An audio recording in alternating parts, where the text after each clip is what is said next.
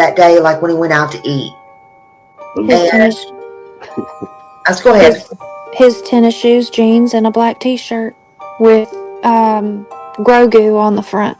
And then he changed before he went to bed into the black Sweatpants with the white stripes down the side and a long sleeve black shirt, I which think was originally listed on the missing poster as a sweatshirt, and everybody mistaken it for a hoodie. And even Seth said himself that we both were trying to get that corrected because when they said sweatshirt, everybody assumed it meant hoodie, not long sleeve black shirt. Were you asked during your polygraph? I was asked if I knew where my son was. I was asked if I hurt him. I was asked if I had hurt someone, among a few other questions. And Mr. Proudfoot, you have volunteered to take a poly? Yes, ma'am. If I were to set up a poly for you, would you take it? Name the place and time, ma'am. I'll be there. Have you checked? We know to be true. Nobody else in the house that night with you? Just me and my son.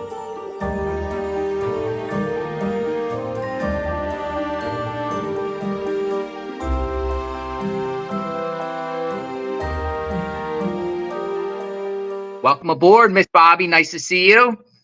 Thank you. No one ever really heard from a neighbor, Miss Bobbie. Now you're gonna make me want to run. Yeah, well, I've kind of kept myself. We're all kind of hidden. Yeah, I had never met them. They moved in, and nobody knew them. Like, I still don't know anybody that really knows them. Like, nobody ever really knew them. When did they move in? Do you know? I think, well, so apparently it was a year and a half ago. Gotcha. Sebastian didn't have anyone that lived in the area that he hung out with at all that lives near you. No, ma'am. Okay. No, ma'am. He's not a child that just goes outside at any point in time without telling somebody something. If somehow that we have zero knowledge. Yeah, if it had happened, we don't know about it. But our neighborhood is a very small subdivision. It's not huge. And everybody here looks out for everybody. We all watch to make sure everything's kosher in the neighborhood, and nobody has reported anything of that nature. Sebastian wasn't very much, like, he didn't go outside very much. Most of the time, all the neighbors will tell you if they saw him, he was taking the trash out. He may have cut the grass. Last summer, he cut the grass every so often, but we were always home. But he's not really the I'm going to go outside just to go outside kind of kid. He prefers to play inside. Well, he prefers inside and playgrounds. Yeah, he does love playgrounds.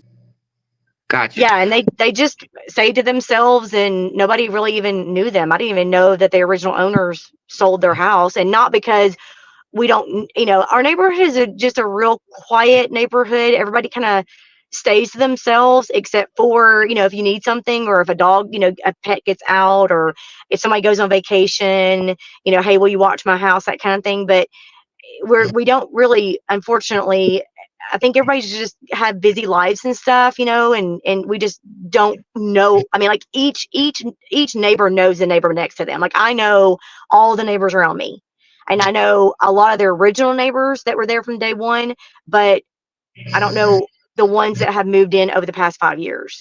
And I think with COVID, that kind of messed everything up too. Prior to the February 26th, right, when Chris arrived home, did any neighbors or anyone that you heard, whether you see it, but you said you never knew him prior, did anyone ever say anything about him being around the house on the 25th, the 24th, or seen in the neighborhood or anywhere in the area prior to the 25th?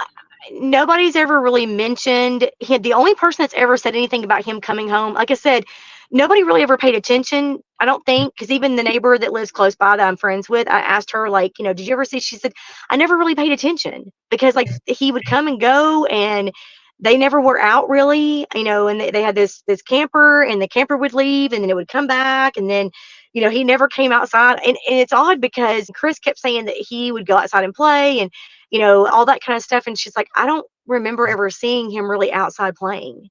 Like, there's no playground. They don't have a playground outside. They don't have a trampoline outside. Like, if you looked at their yard, you wouldn't even know. There's no bike. There's no, like, scooters. There's no basketballs. You wouldn't even know they have kids. There's nothing in their yard to play with.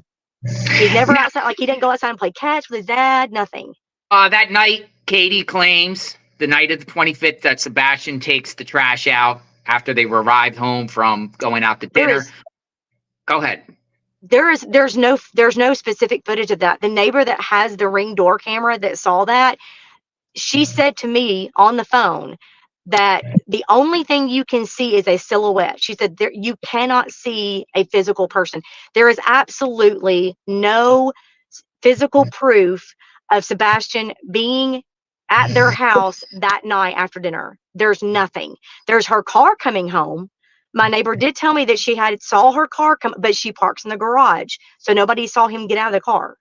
What time was that? I always want to know what time she arrived home. Do you know? I asked, and she said that it was so dark that she couldn't really see. She saw about 6 or so, I think is what she said, ish, because they went to dinner at Texas and then supposedly came home, and then her car came into the driveway around 6, and then somebody pulled the trash bin out, after that. But they don't know who it was because you can't tell. So no evidence. Any neighbor, including yourself, or because you all talk, the neighbors talk to everybody and say there's nothing to indicate that he was home that night. He got home that night. There's no proof of that. Nobody ever saw him come home, or really, I don't even know if anybody can say they saw him leave with her.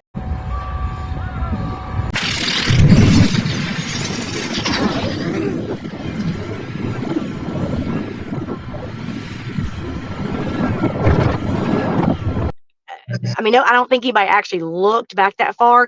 It was so chaotic at the very beginning. I think the police were so focused on a runaway teen that was what everybody was focused on. So when they first asked to look at their video cameras, I think everybody was checking actual of him walking out, but there's no proof of him physically walking out. For the surprising development in the search for 15-year-old Sebastianrogers, who's been missing for 18 days. An exclusive look at new video evidence. Authorities have scrutinized home security video from that Hendersonville neighborhood, trying to learn what happened to that teen with autism. Now you can take a look for yourself. Our Nick Barris obtained video that appears to show two people near Sebastian's home the night his parents say he disappeared. The video you're about to see is from early Monday morning, February 26th, around 3:10 a.m. Now, there are no street lights in the Stafford Court neighborhood, so it is at night, pitch black. What you will see here are these 2 points of light believed to be people with flashlights in the area around Sebastianrogers' Hendersonville home. It is believed Sebastian left his home barefoot and with a flashlight sometime overnight. Since his disappearance, authorities have reviewed security video from homes in the neighborhood looking for clues. We have had several clips that have come in. And this one is getting the most attention, showing signs of activity around Sebastian's home the night he disappeared. You see 2 light sources, which we've circled to help you follow. For point of reference, the security camera was pointed toward the back of Sebastian's home in a common area. In the video, you see subject 1 with a light source in the lower right-hand corner. Then you see subject 2 briefly appear and move toward the first before that light source is covered or obscured by bushes. Subject 1, a few seconds later, then moves out of frame. Then subject 2 reappears and follows subject 1 off screen. It's a short time later and it's very vague, but then you see one of the subjects moving quickly back through the common area, and that is it. I know, there's not much to see here. You certainly cannot identify anyone, But those close to the investigation tell me the mere fact that there is now evidence that someone is in the area around Sebastian's home is significant. This video shows suspicious activity in the immediate area the night Sebastian disappeared. Could one of these subjects have been Sebastian?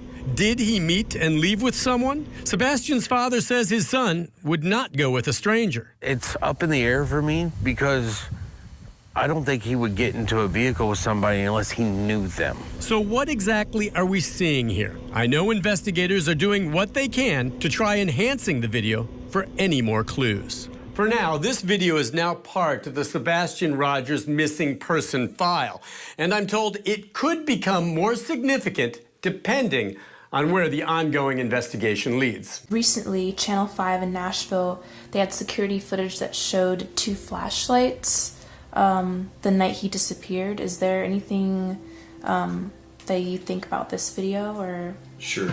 So there's a lot of speculations about that video that are floating on the internet. Okay, and that is exactly what it is. It's speculations. Now, what I can give you an official statement on is TBI Newslink has released a statement from law enforcement, between local law enforcement, state law enforcement, some federal law enforcement, and they have analyzed that video so many times over that everything that everybody is trying to assume is a flashlight, I hate to say this, it's not. As much as we would love it to be one, it's not. I'm not going to go into details as far as where that video is shot from, but I can tell you, as the parents, we have seen the video firsthand from law enforcement. We know exactly where it was taken from, and nothing that is being assumed right now is actually true about that video, unfortunately. Okay. And anything about any other videos or anything like that, please refer to the TBI news link that they have out there, the updated Amber Alert stuff, and it will give you the most up-to-date information that all law enforcement has, and they will give you current as far as what's what and how they're looking at things. And if there's any new video, forward it to them. Please. Yeah. Security footage is really like a game changer. I heard you say earlier, Mr. Proudfoot, that your neighbors have been very, very forthcoming with their Ring camera info.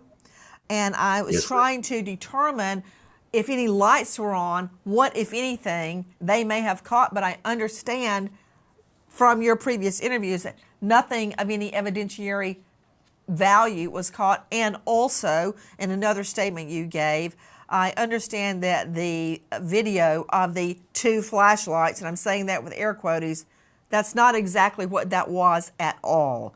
We now don't believe that 2 flashlights were observed around your home. Is that correct?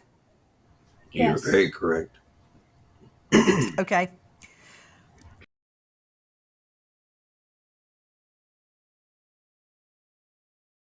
And then it was, okay, are there any cars around there? And I was told that there was an unidentified car sitting on my street facing the entrance somewhere around 3:30 or so. And then the flashlights were actually seen on the neighbor's camera, 2 separate flashlights walking in between the yard. The neighbor that has the actual footage swore up and down that there are 2 different circumstances. There was the car with the lights coming towards the car backed up on Kellen and left. And then about 2-ish hours, hour and a half, hour and 42 something, they're like she said, the time stamp on the video is not working. It is stuck. She said, but you can tell because it's pitch black dark in the middle of the night when the car comes down the street, turns onto Stafford, sits there for about 3 to 5 minutes. The flashlights are coming from 2 different directions in between the yards. They do whatever they're doing around the car. The car backs up Kellen and leaves from Stafford. I'm sorry, backs up Kellen and leaves. And then 2 or so hours later, as the sun is just beginning to come up, you can see the trash truck. And she said, but the trash truck goes past her driveway. She said, you can see the trash truck and the lights and the back of the truck go past her driveway, go up the hill, do its business, turn around, come back down. And then within a few minutes later, the sun is coming up. And then you can see Katie's car leave, Katie's car coming back. And then you can see all the police come in. She said, it's very obvious. So I asked her why the police are saying that that's trash truck. And she said, I don't know. I'm baffled. Because I tell you right now, there are 2 different circumstances, and that you can tell there are 2 different time frames. Go ahead. I'm just going to say those were not trash trucks. I concur. But why did authorities say it doesn't have any evidentiary value? I asked that when I called the lead detective, and I flat out told him that I know the neighbor. I've seen the video footage from the very beginning before it was edited. She told me with her own mouth, looking at it herself, there are 2 separate occasions, car, then truck. Why is that? We've had it. He argued with me and told me that he had it broken down. The Secret Service looked at it and they confirmed that in fact it was a trash truck. And I said, I'm telling you, it was not. He said, well, I'm not going to say I'll argue with you. I was like, okay. What time does the trash get picked up in the morning?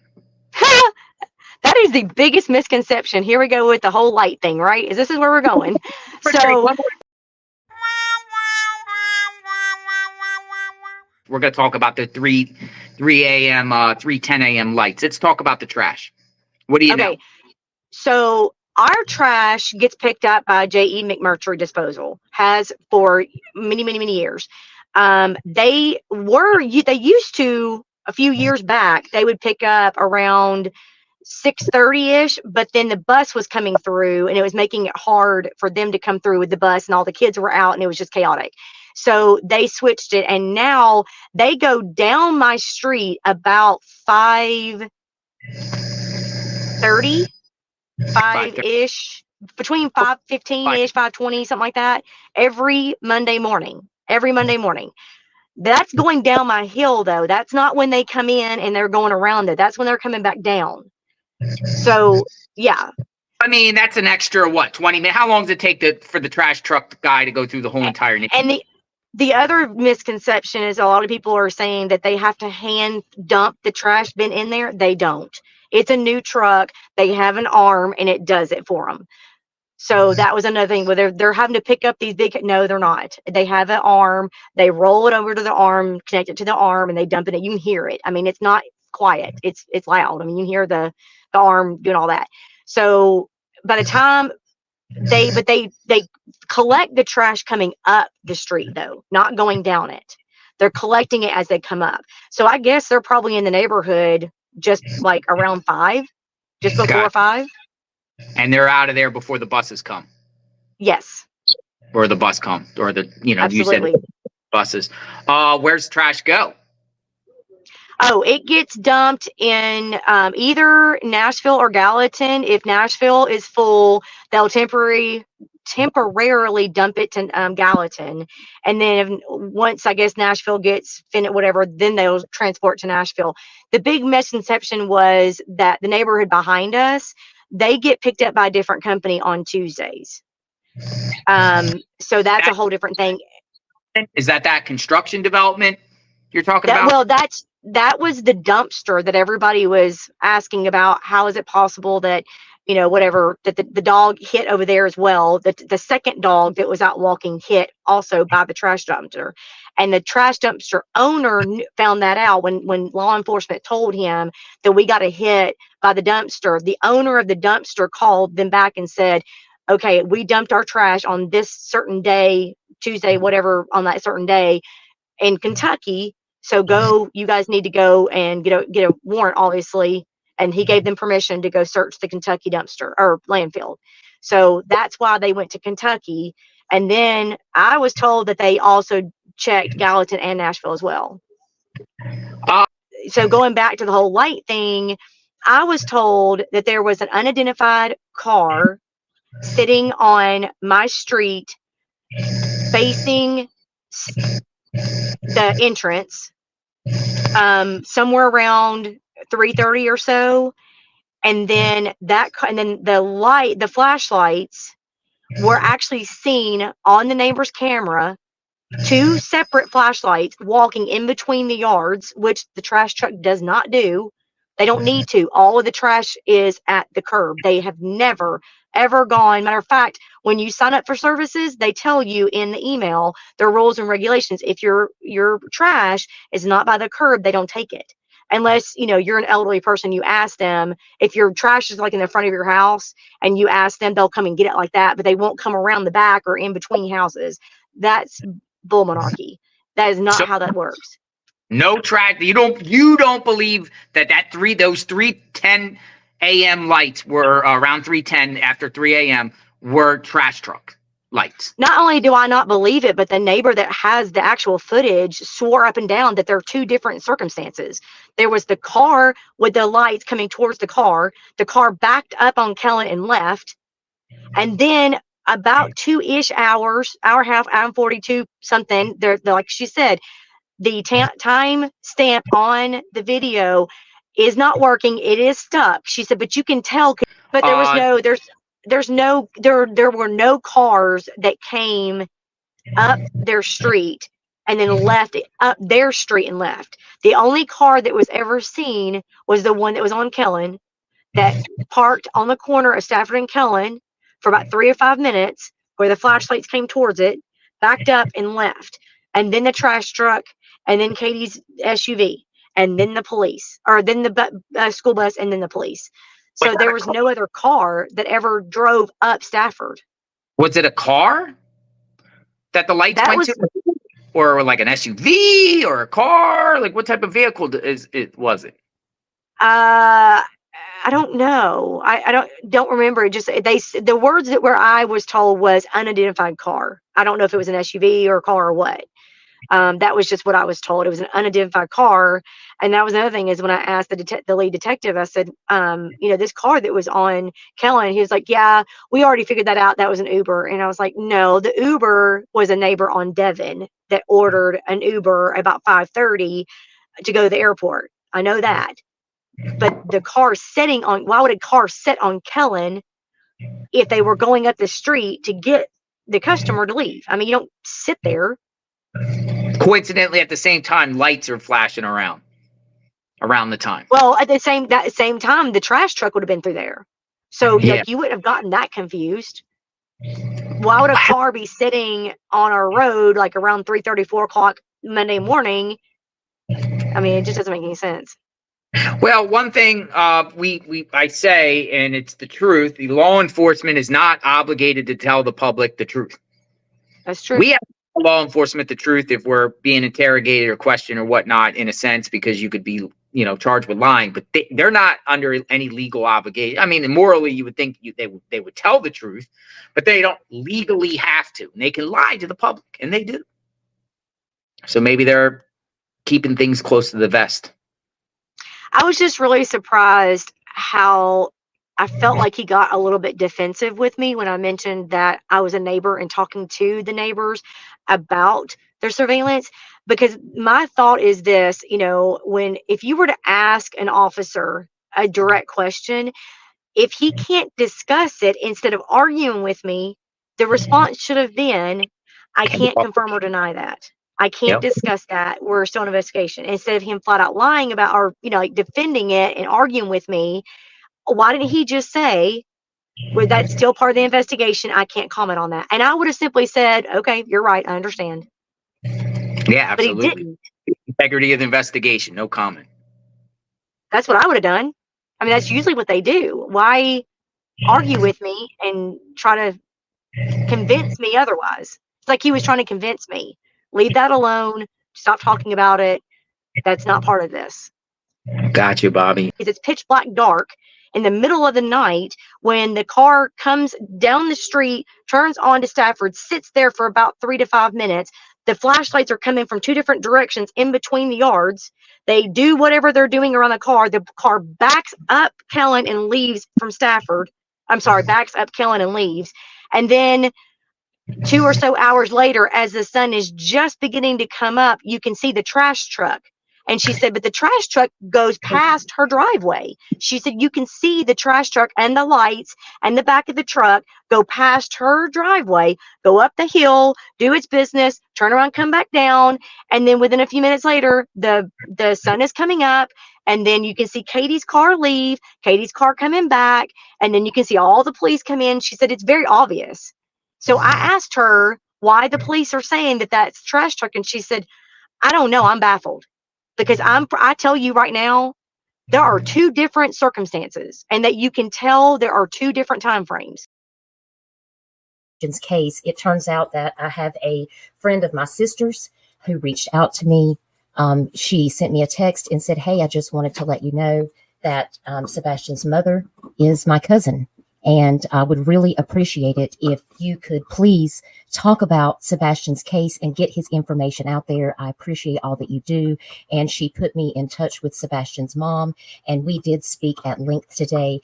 And I did record a few things that I think it's very important for you guys to know. I see Chris in the chat.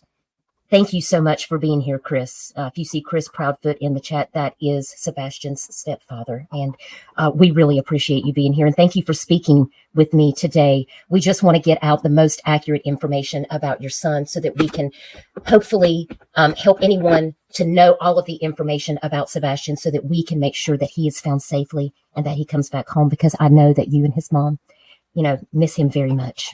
When I talk with people on the phone, I automatically just record conversations in case there's information that I miss. And I did ask permission from Sebastian's mother if I could play specific clips on information that they would like for the public to know, because they did tell me that there is some misinformation that's going around and they wanted to clarify a few things. We have them coming up on panel. So if you guys will please welcome Sebastian's parents to the live stream. Thank you so much for being here. I really appreciate you joining us. You're welcome.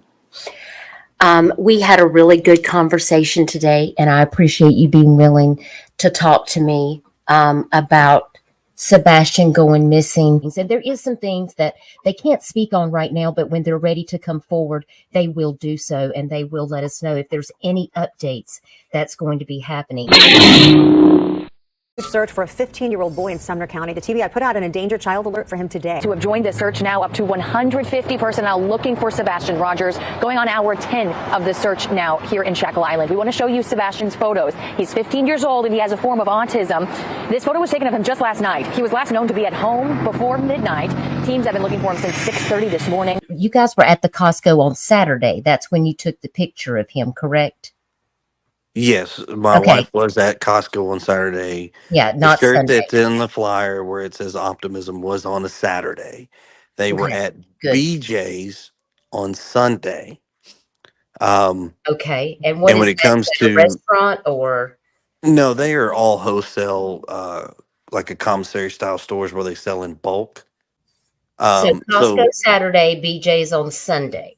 Yes, he loves to eat all the samples, and BJ's is new, so I took him. You're a good mom. They say they're focusing their efforts on the couple-mile radius around Sebastian's house, which is just up the road. We've seen state troopers knocking on doors, people walking in the woods, horseback patrols, firefighters searching waters, canines and drones. All the while, aircraft are circling overhead. I couldn't recall off the top of my head when the last search like this was. Obviously, this one is exponentially more important, being a child who does have autism. I can't imagine what those parents are going through right now.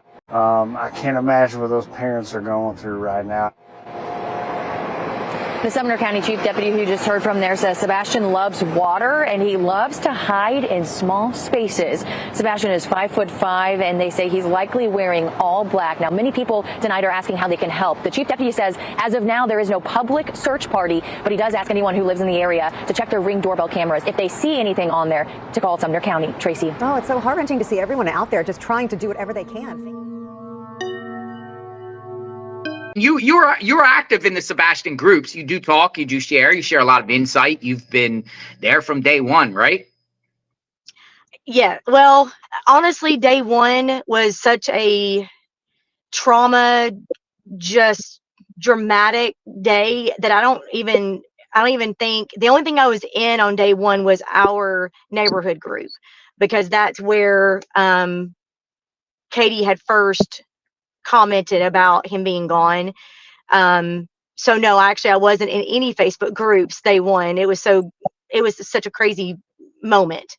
Well, so I'm an admin of our private neighborhood group. And she created a post, I want to say around, I want to say 7:30 maybe ish, 7:30 that morning, Monday morning, simply just saying, my son is missing, and kind of commented on a little bit about him. Like, I think she made the comment about how tall he was, and that he was autistic and he was missing. Please check your cameras. It was just like a 2-liner, just real quick, shooting it out there. From what I understood, she called around 6:30 that morning, I think. Was it about 6:30, I think is? Yeah. Okay. So yeah, it was. And I think from what another neighbor said, that she actually caught her SUV leaving the neighborhood right before that, or right after that. And so it was, she did all that and then came back, and then I guess that's when she put it on the Facebook page. But I also remember what I thought was very odd was shortly before that, another neighbor, so if their house is here, if you're going up Stafford, a little bit farther up Stafford, was actually the first one to ask, hey, what's all going on in the neighborhood? Because my older son left to go to work that morning, approximately 8 o'clock, and there was already police all up and down Stafford, like just covering it. And they were already out walking around and stuff. And so I don't know, I guess she saw some of that traffic as she was leaving to go to work, and she posted first on the Facebook page. And then Katie, after that, is when she posted, and I went back to find that, and that previous neighbor deleted her post. What about Katie's post? I don't know. No, the original post, the first post. Yeah. It's no longer the neighbor, there. It's gone. She had to have deleted it, because you can't, if you're not the creator of the post, you can't delete someone else's post. They have to delete it. But when I went back a couple weeks after everything happened and things kind of calmed down a little bit, I was talking to somebody else, and I was like, I remember, didn't such and such make the post first? And this is a neighbor down the street from me. And she said, yeah, I remember that. And I was like, I wonder what the time frame was different. And I went back to look, and it was gone. So the original neighbor that very first posted asking what was all the commotion going on. And I still wonder if that's why Katie posted that. But then it was like 2 or 3 neighbors after. So Katie posted her comment or her post, and then several people commented after. I didn't see anything. Because she was asking, like, everybody check their cameras. I didn't see anything. And then Chris posted underneath that and simply said something like, yeah, my son's missing. That was it. Oh. So what did it say, like, where the post was originating from, or was Chris around the neighborhood by then? Okay, so I have twins, and when we first heard about everything, they jumped up and went running out of the house and went across the street down to where they live, and they walked over because they wanted to be a part of helping, look for him. And they went over there, and Chris was not there yet. So Seth was in there 8:30. 8:30, okay. 8:20 ish. Yeah, because my oldest son had already left for work. He left about 8. Then my twins, when I got the phone call from the neighbor very nearby them, that is a good friend of mine, about 8:15, 8:20 that morning, asking if I had heard what would happen, and I had not yet, because I hadn't gotten going for the day yet. And then when my son texted me, I didn't answer, so he called my other boy's phone and asked them, hey, did y'all see what's going on? And they came around in my room and said, hey, Mom, did you hear what happened? And I was like, wait, what? What's going on? My phone's ringing. You guys are running in here. Like, what is happening here? And my neighbor was on the phone calling me. And so as soon as I heard the neighbor tell me the story, what happened, they went running out the door and went over there to kind of help, with the search and stuff. And they said that they saw Seth and Katie in the front yard and of course they didn't know the names back then. They just knew, like, now that they've seen pictures, they go back and say, yeah, it was Seth and Katie and Kathy Bowersox and a bunch of other police, law enforcement and stuff like that. But Chris was not there yet. Interesting. Well, now, he wasn't there then. Now, where do you live relative to the Proudfoots? I live at the very top of the hill on Kellen. So the next street, the street that turns into Stafford. The main street. Main street coming in. So just basically what you're now going back to Katie, like what you know or what you heard. When was Katie driving around in her SUV? Like a time frame? Like when do you think she was driving around in her SUV looking for Sebastian, like she claims?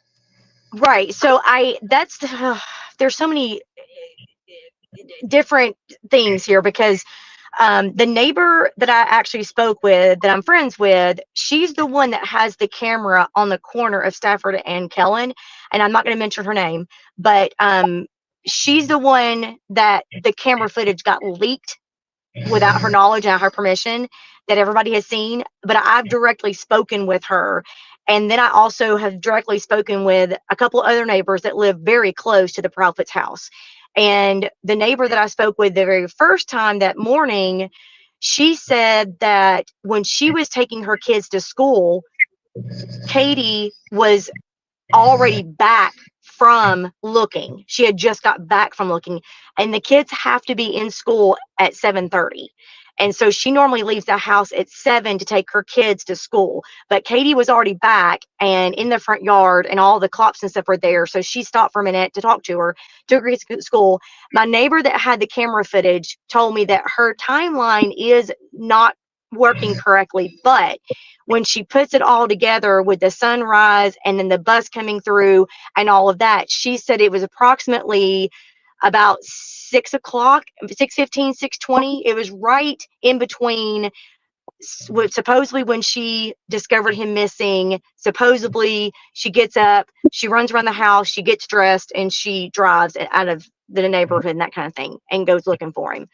But I know the neighbor next, if you're looking at the Proudfoot's house on the left, when she went running out of her house hysterical, the neighbor next to her was already out. Of course, everybody's getting up, getting ready for work, getting kids ready for school. Bus comes 6:45, 6:50-ish. 6:45, 6:50. It's been a long time since my kids have ridden the bus, so I have to really think about that one. But it's definitely before 7 because the kids have to be in school in class by 7:30. And we're the last pick up before he actually goes to school because we're right next to the school. So everybody was getting up and getting ready for work and everything. So she actually saw her out, and she asked her what was going on, and she told her. And so she actually walked around the house and was helping her look around the house. So she was already back from looking around 7. Interesting. When she left to go look for Sebastian, I know that if you turn right going out of the Proudfoot, you go up the top of the hill, it's a cul-de-sac, or you go around and you can go up your street all the way at the back where the construction is. Did she, before she ventured out of the neighborhood, did she go up those roads do you know of to look? Did she go up my road? Your road or her road itself to the top of the cul-de-sac? Where her road ends. Right. So the only thing I was told, of course, nobody in my house was up or out yet. So I can't verify that because we weren't out yet. But the neighbor that told me that she saw her SUV drive across her driveway saw her leave. Like so leave out that's right. That's interesting. So you would think that maybe you stay in the neighborhood a little bit and go up and down your own streets. Looking around. That was when she went to the school thinking that he had walked to the school on his own, which I don't know why. He's never done that before. So why would he do that? I mean, why would he just walk to school by himself? Plus he had no shoes on, supposedly. So why would he walk to school by himself? So, but that's what I was told, that she actually walked around her house outside, didn't find him. So she got in her car and drove to the school. And was back by 7. Around that time. So at least actually before that. Yeah. Does Sebastian, did he take the bus to school, or did Katie take him in her car? From what the neighbor, from what the neighbors, of course, I don't have kids that ride the bus anymore. But from what the neighbor nearby said, that he did ride the bus. Now, the neighbor on the corner that has a surveillance camera said that there is a special bus that comes for certain kids that have special needs and whatever. And she said, I don't think he gets on that bus. I think he gets on the other bus. So that was what I was told. I can't verify that, so I can't answer that appropriately. Got you. So we're talking all law enforcement, all there, starting to descend onto the area, 8 a.m.-ish, right? 8 a.m.-ish. Well, they were there before that. They were already there, and cars parked.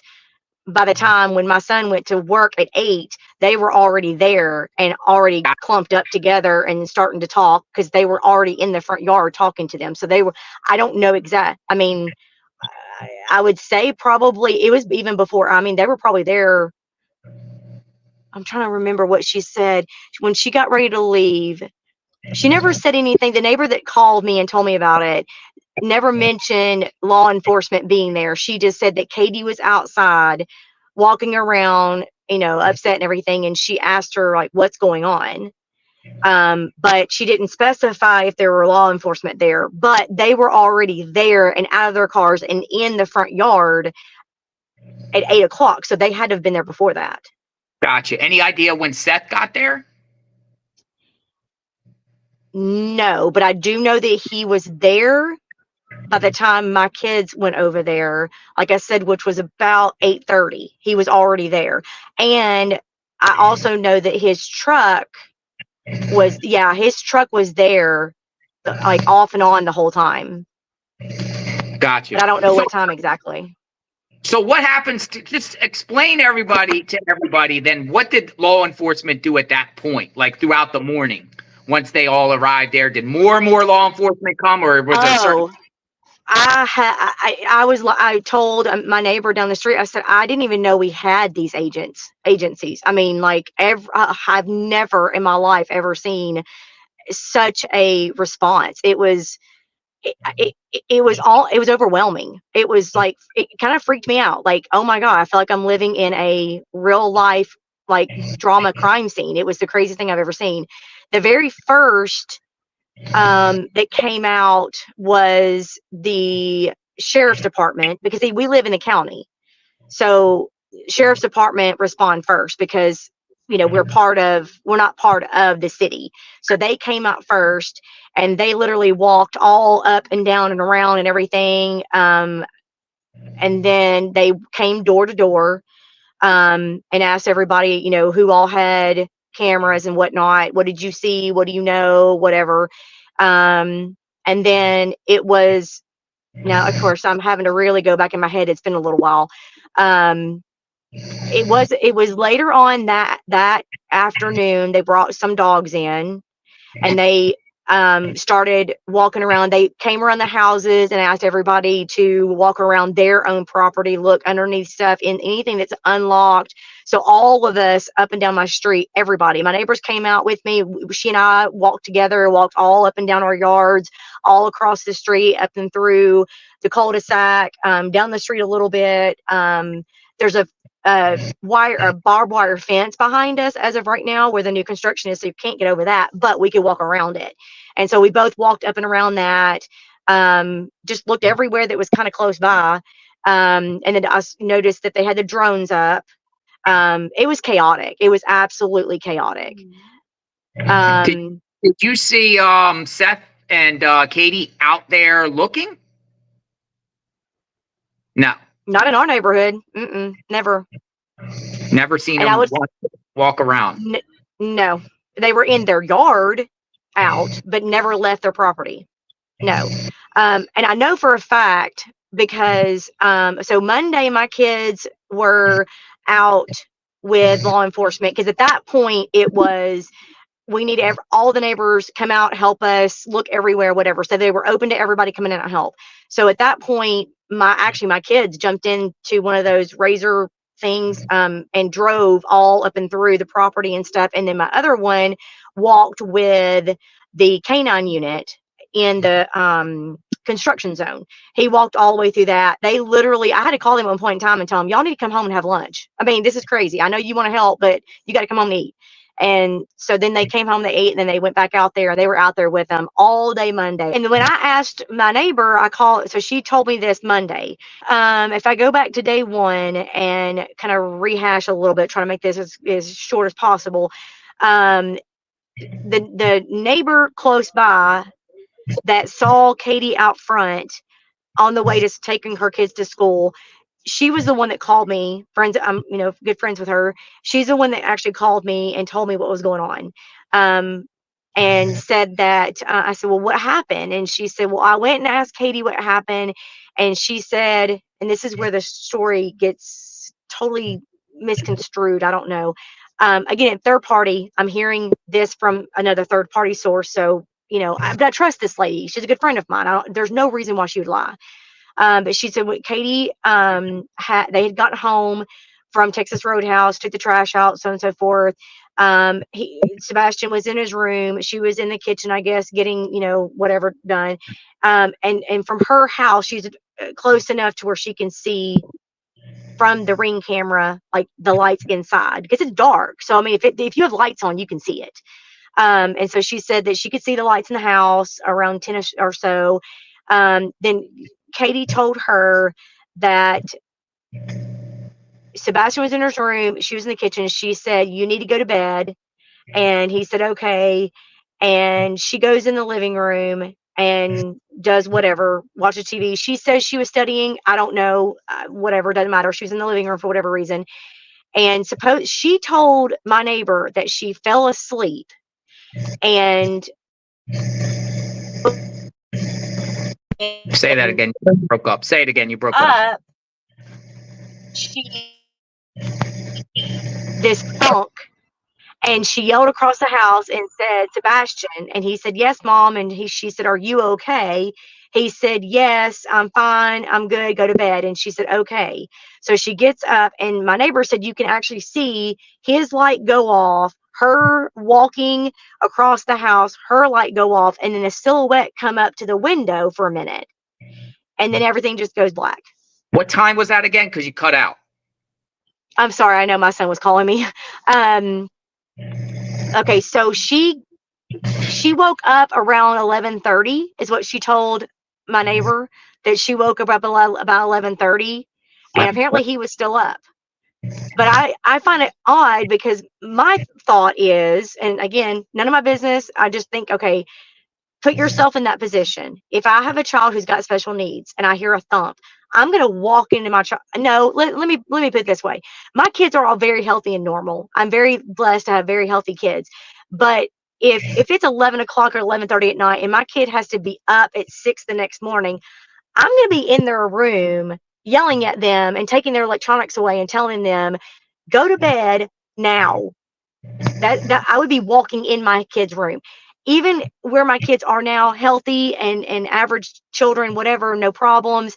If I heard a thunk, I'm probably still going to go in their room and ask, like, what in the world was that? I wouldn't just stay. But, hey, maybe she trusts him. Maybe she thought it was no big deal. I don't know, whatever. But that's what she told my neighbor. And then she goes to bed. 11:30 though. That information is not really out there. We keep hearing 10 p.m. kind of deal. Put him to bed. Hear the thump. Are you okay? Good night.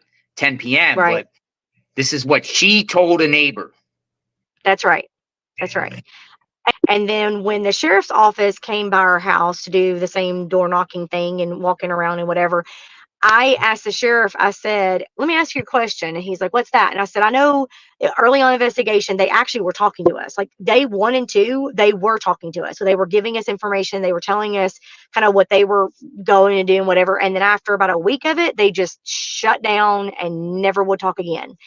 The day that the TBI came in, that was it. No more discussion. It shut down. We're not talking about it. you're just going to have to be in the dark. So, but the day 2, when the sheriff's office came in, no, I'm sorry, the state troopers came in. Still don't know why state troopers got there. Haven't figured that one out yet. I don't know why state troopers would be there, but state troopers came in. Actually, they came into my driveway because they were rinsing their shoes off. They had gone into the construction area and his boots were all muddy. And so he and my son were rinsing his shoes off. And I looked at him and I said, "Let me ask you a question." He's like, "What's that?" And I said, if you had fallen asleep in the living room and your kid walks out the front door, wouldn't you have heard that?" And he was like, "Not only would I have heard that, but I would have jumped up with my gun in my hand to figure out who's coming in my house." Yeah. Because that's the thing is, like, she falls asleep on the couch and her kid just walks out the door. But then when I asked my neighbor about that again, called her the next day, I'm like, "Okay, explain this to me. This is what you said. I don't understand that." And she said, "Oh, well, she woke up and then heard the thump and that kind of thing." So I don't know. Yeah, it's just is on for a missing and endangered teenager. It continues in Sumner County for now the 11th hour. To mention a few of them, Metro Fire, State Troopers, TBI, City of Hendersonville, First Responders, Sumner County Sheriff's Office, Metro Urban Search and Rescue are all assisting. At this time, we know 15-year-old Sebastianrogers was last seen around midnight in his home wearing a black sweatshirt and sweatpants with a white stripe, possibly barefoot right now. He does not have a history of running away, but is known to wander and is autistic. Officials with the Sumner County Sheriff's Office tell me if you want to help the search efforts, check your home surveillance video for any sighting of Sebastian. The way the search is being conducted. Now, a search party may come at a later time. What they can do right now is search their Ring doorbell cameras or their Blink cameras or whatever surveillance video they've got, especially if they're in this area. If they see Sebastian, call the Sumner County Emergency Communications Center at 615-451-3838 and let us know. As stated, you are asked to call the Sumner County Sheriff's Office if you see any or know anything about Sebastian's whereabouts. Again, that number is 615-451-3838. And as always, you can visit our website, WKRN.com, for updates on this story. Live in Sumner County, Caitlin Quisenberry. Where's his most comfortable environment? Does he have a place like that? His house. The only place he likes to be is just at his house. He likes his house. He likes both houses, and he likes. I mean, his favorite thing to do is go play on the playground, and he likes to. He loves being around the family. He loves, just being a kid. He's not very outdoorsy. And of course, the news was short. That was Tuesday. The news came out and was flying the helicopter around. They were out there with all day Tuesday. And then, so Tuesday we had SWAT. That was the day we had the vigil. And it was interesting because we put out a post on the neighborhood group that we're having a vigil. And everybody's invited, but we want it to be just the neighborhood only because we want it to be a private vigil just for our neighborhood and for the family. We were hoping if we made it more personal like that the family would come and they wouldn't be overwhelmed with all this. So Tuesday night we planned the vigil, went down there, got in a big circle, introducing everybody, and there's neighbors. I don't want to get too personal here. There are neighbors. Actually, we have I think 2, maybe 3 sets of neighbors that are in law enforcement. They're in different counties. One of them is actually a part of Hendersonville Police, and then the other 2 are from other counties. They came to the vigil. And matter of fact, the one that is part of Hendersonville has been in a neighborhood since almost the beginning. Know them very well, good people. And he was down there with a flashlight because we had so many people driving up and down and around and circling and going up and down and circling and coming back and forth. And we're just like, good grief. The Proudfoot sent, I don't know who it was, but they came down and we were all introducing ourselves, and they introduced themselves as aunt and uncle. Apparently, I don't know if it was somebody's brother, or that's what they introduced themselves as. Maybe it was Sebastian's aunt and uncle. Chris and Maybe Katie that's what it was. Chris and Katie said they were their aunt and uncle. Well, it wasn't, Chris and Katie didn't come. They sent family members, and when they introduced themselves as we're aunts and uncles. Why So I didn't guess Sebastian's aunt and uncle? Why didn't Chris? Did Seth go? No. So no Seth, no Proudfoots. They basically sent their own representatives, family members that claim they ran. That's correct. Yes. An Amber Alert has just been issued for missing Hendersonville teenager Sebastian Rogers. As the sun begins to set out here, crews are preparing those drones and night vision to continue that search for Sebastian Rogers. As of right now, the search is over 24 hours, and it is an all hands on deck effort to assist in this search. This afternoon, there are over 150 people in the search party. Crews assisting are TBI, Hendersonville Police, Goodlettsville Police, Sumner County EMS, and Rutherford County Fire and Rescue, just to name a few of the many. Officials tell me Sebastian Rogers is an autistic 15-year-old with glasses, dirty blonde hair, and was last seen wearing a black sweatshirt and sweatpants around midnight Sunday night. There are more than 200 searchers currently looking for Sebastian Rogers. And I'll be honest, it's a bit tense. It feels like everyone here has their head on a swivel. Behind me, the Shackle Island Fire Hall is the home base for the search crews. There's a lot of unique ground to cover in this area. This neighborhood quickly goes from suburban to rural. So Sumner County Emergency Management Director Ken Widener told me that in order to keep everyone on the same page, they only want professionals searching right now. So here's what we know about the missing 15-year-old. At this point, we know he wandered away from Stafford Court. He is 5 foot 5 inches and 120 pounds. He was last seen wearing his glasses, a black sweatshirt, and black sweatpants. He has autism, which could mean he's drawn to water and closed spaces or places of special interest to him. How you can help law enforcement is by looking in any of your garages, sheds, barns, unused buildings, and checking for him. There's a case, there is the possibility that he is hiding in one of those buildings. There is an urgent search for this missing teenager who has autism. He's been missing for more than 24 hours. His family says they believe he walked away from his home sometime early yesterday morning. His parents saw him before bedtime Sunday night, and when they woke up Monday morning, he was gone. They called police for help around 6:30 in the morning, and Sumner County tells us they immediately began searching, and they issued that endangered child alert. And this morning, they continue to extend the perimeter, and they're asking anyone who lives near Beach High School off Long Hollow Pike and wants to help to check their property, including crawl spaces, sheds, small areas, and any other locations where a child who enjoys hiding might be. Law enforcement has interviewed Sebastian's mother, and she's holding on to hope for some good news. Mom was at the house. We've interviewed her. She's obviously distraught, as any parent would be. I couldn't imagine what she's going through currently. Yeah, the fact that Sebastian has autism is causing extra concern in this case. The National Center for Missing and Exploited Kids say children with autism, they wander. When you had that neighborhood vigil for Sebastian, were the Proudfoots invited? Oh yeah, it was all over our Facebook page. So they knew. Absolutely. Well, if they were in and we had planned it a week before, so it's not like it was last minute, throw it together. It was, a matter of fact, one of the neighbors that helped me organize it, she actually had posted it on her profile, like just on her as a posting, and just said, I'd love to have a vigil. Let me know if anybody is doing one. And I messaged her and said, hey, why don't we do this in our neighborhood? That way the family can come as well, and it can just be our private neighbors. And she's like, yeah, that sounds like a good idea to me. So I put it on the Facebook page as a post. I tagged her in it, and I said, hey, this is what's going to happen. This is where we're going to be. And then several people posted asking what time. We kind of kept going back and forth about what day, what time, and whatever. So did we go to their door and knock on their door and personally invite them? No, but we didn't do that with anybody. And we had a big group show up. And they would have, they knew it, one was existing. Instead, you said they brought two representatives, family members. That's the other thing is that's the other thing is, for a fact they knew because they sent the family. Yeah.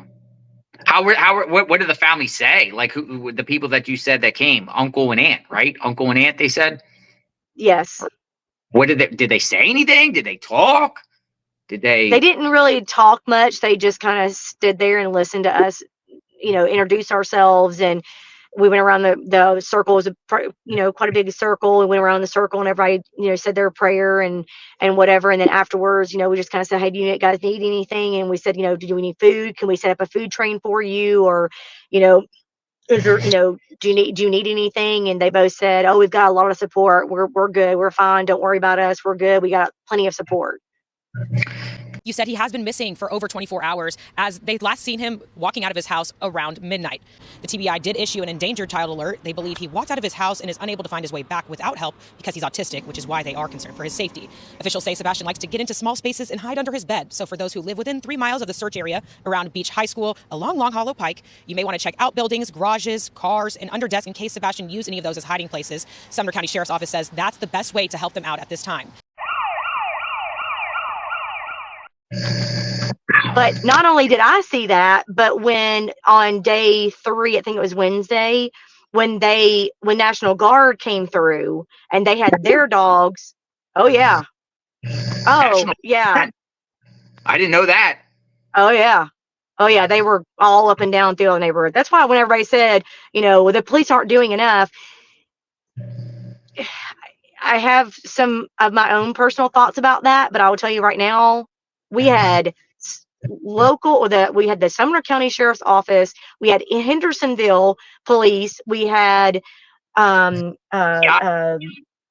state troopers, we had National Guard, we had drones, we had helicopters, we had canines, we had 2 sets of different canines, and the National Guard brought theirs. So we were flooded.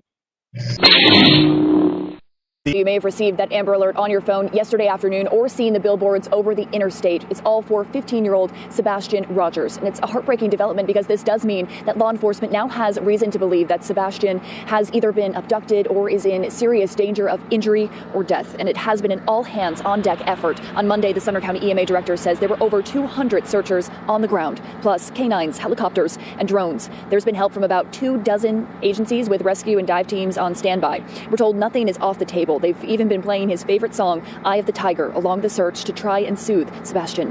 Now, they've been scouring a 5-mile radius in the Beach and Shackle Island area. A reminder, Sebastian Rogers is described as 5'5", 120 pounds, dirty blonde hair, last seen wearing a black sweatsuit. We're told he does have autism, is drawn to small spaces, and is active at night. I've actually been allowed into some neighborhood Facebook pages, and we're following those and communicating with them. And they've got watches going on in the neighborhoods. A lot of people, review your camera footage and see if you get someone that matches Sebastian's description, and call 451-3838, and we'll come look at it. You're also encouraged to share his description on your social media. It's now on day 3. Day 3 is underway here. We'll give you a look at the command post activity happening right now this morning. And of course, you can understand emotions are running high as it was pouring down rain here this morning, and the temperature has dropped significantly. Now, Long Hollow Church held a prayer vigil last night and have offered their campus, which is just down the street from here, as a second command post if needed. There's some things that we can't do. We're not trained to be on the front lines of that search, but what we can do well is to love those who are. They've also turned over their surveillance footage to the police department in case anything was caught on those cameras. You are also encouraged to check your home's security cameras. Turn that over to police if you see anything. For information as the desperate search for a missing Sumner County boy intensifies.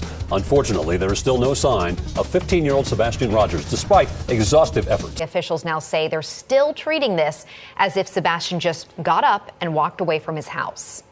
Officials say there have been absolutely no signs of foul play and really no signs of Sebastian Rogers at all. No confirmed sightings of him on any surveillance camera or doorbell camera, and first responders haven't found any evidence in the woods or water or even his home, which they say they have searched 10 times. Now, today they focused on bodies of water around the area because they say Sebastian is drawn to water. Investigators are also asking the community to search their property. People in the community say they've all been impacted by the situation. They add students at Sebastian's school are also worried. Even strangers who live nearby say the situation has kept them up at night, especially because of the terrain here. Now, the one thing investigators did say they found were tracks leading away from Sebastian's home, but they say that lead fell up short. Now, it's unclear how long they'll be out here tonight, but of course, we'll keep you updated. Rogers has been missing in Sumner County for 3 days, meaning agents think he is in imminent danger. Agencies from all over the state have come out to assist. He was last seen at his home on Stafford Court around midnight Sunday, wearing a black sweatshirt and sweatpants, possibly barefoot. To search, so they just need snacks, things they can put in their backpacks and take. So the need became the water, Gatorade, and snacks. It's always better to get the community away from the command center so they can do their job. And as the night continues, there will be a community prayer vigil held at Northfield Church in Gallatin at 6. All are welcome to attend, and we'll continue to be here at the headquarters as this search continues for 15-year-old Sebastian Rogers in Sumner County.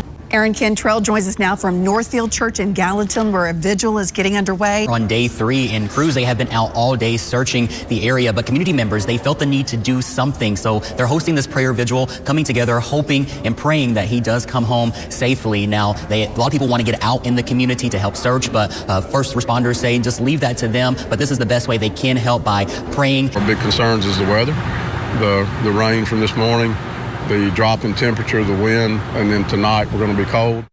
They've expanded their search efforts and have been paying very close attention to bodies of water. Many people on the spectrum love water, whether they swim or not.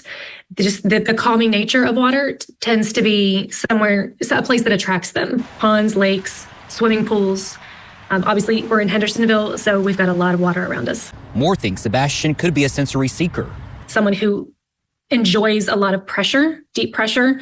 I think he likes to hide, and that those more confined spaces are calming. This prayer vigil is getting underway now. Attend events like this, but also keep sharing the poster of Sebastian. But does any neighbors think it was a kidnapping, or like think their children are in danger? So that was the very first thing I asked on Wednesday when the TBI came and sat down with me and talked to me. And I looked at her and I said, I get that you guys are being super quiet about this because it is still an investigation. However, if this kid was kidnapped, don't you think you might want to tell us so that we can kind of lock our kids up and, be safe or whatever?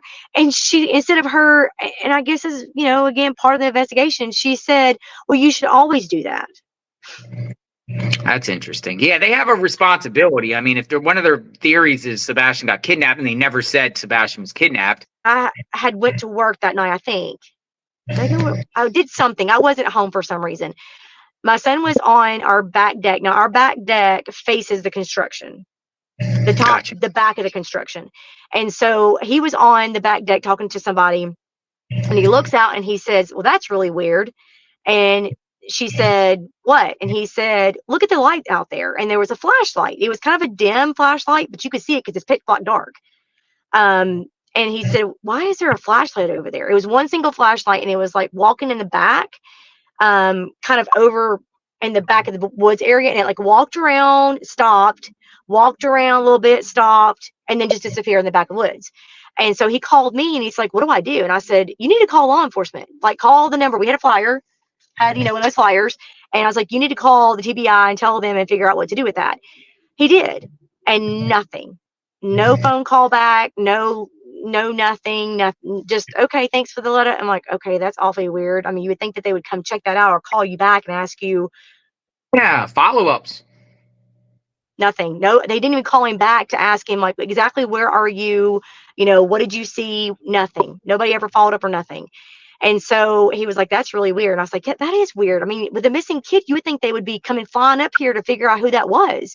So it was the following night. So now, of course, we're all like, even more in pins and needles. Like, is people just going to just start walking around a neighborhood in the middle of the night like they're pitch black dark in the night?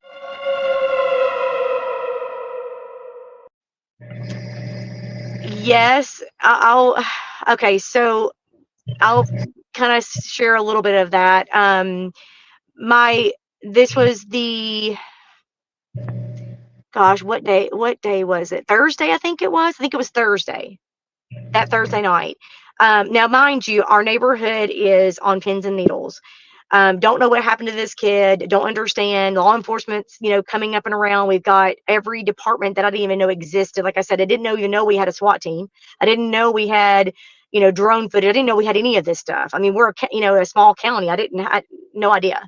Not a small county, but like we're away from like the big crowd, the city. Never had any issues. So I didn't even know that any of this stuff existed.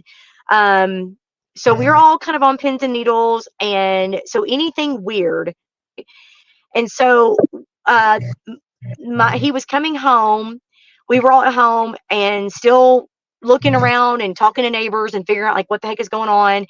And he comes home and walks in the door and is like, Mom, I don't know what to do. And I'm like, now what? And he said, there's two people, a real tall, skinny guy and a real small, it looks like a girl maybe, that is walking up our street.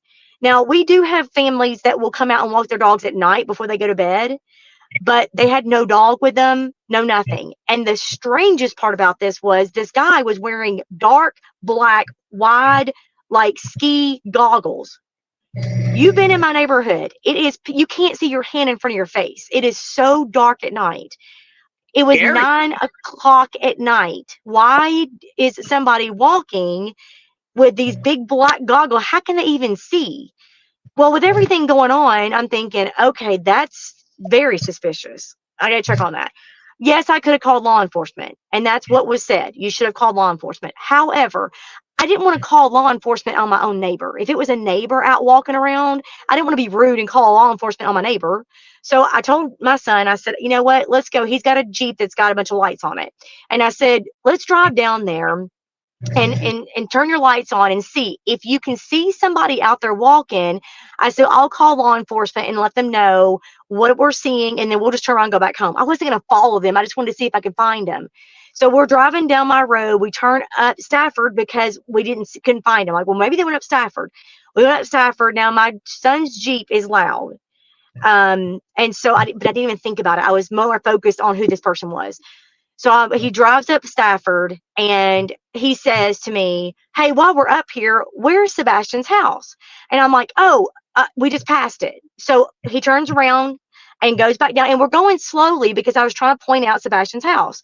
And so I pointed it out, and he's like, oh, okay. And so we drive back around, and we're driving back down to the other side of the neighborhood. There's another cul-de-sac. And he said, wait a minute. Didn't you say that this other neighbor has a Ring camera? And I said, yes. And she's the one that saw the silhouette in the window and the lights in the house go on and off and whatever.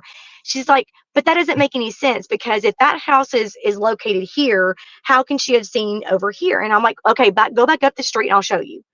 So we went back up the street to show him where that house was versus this and all the whole thing.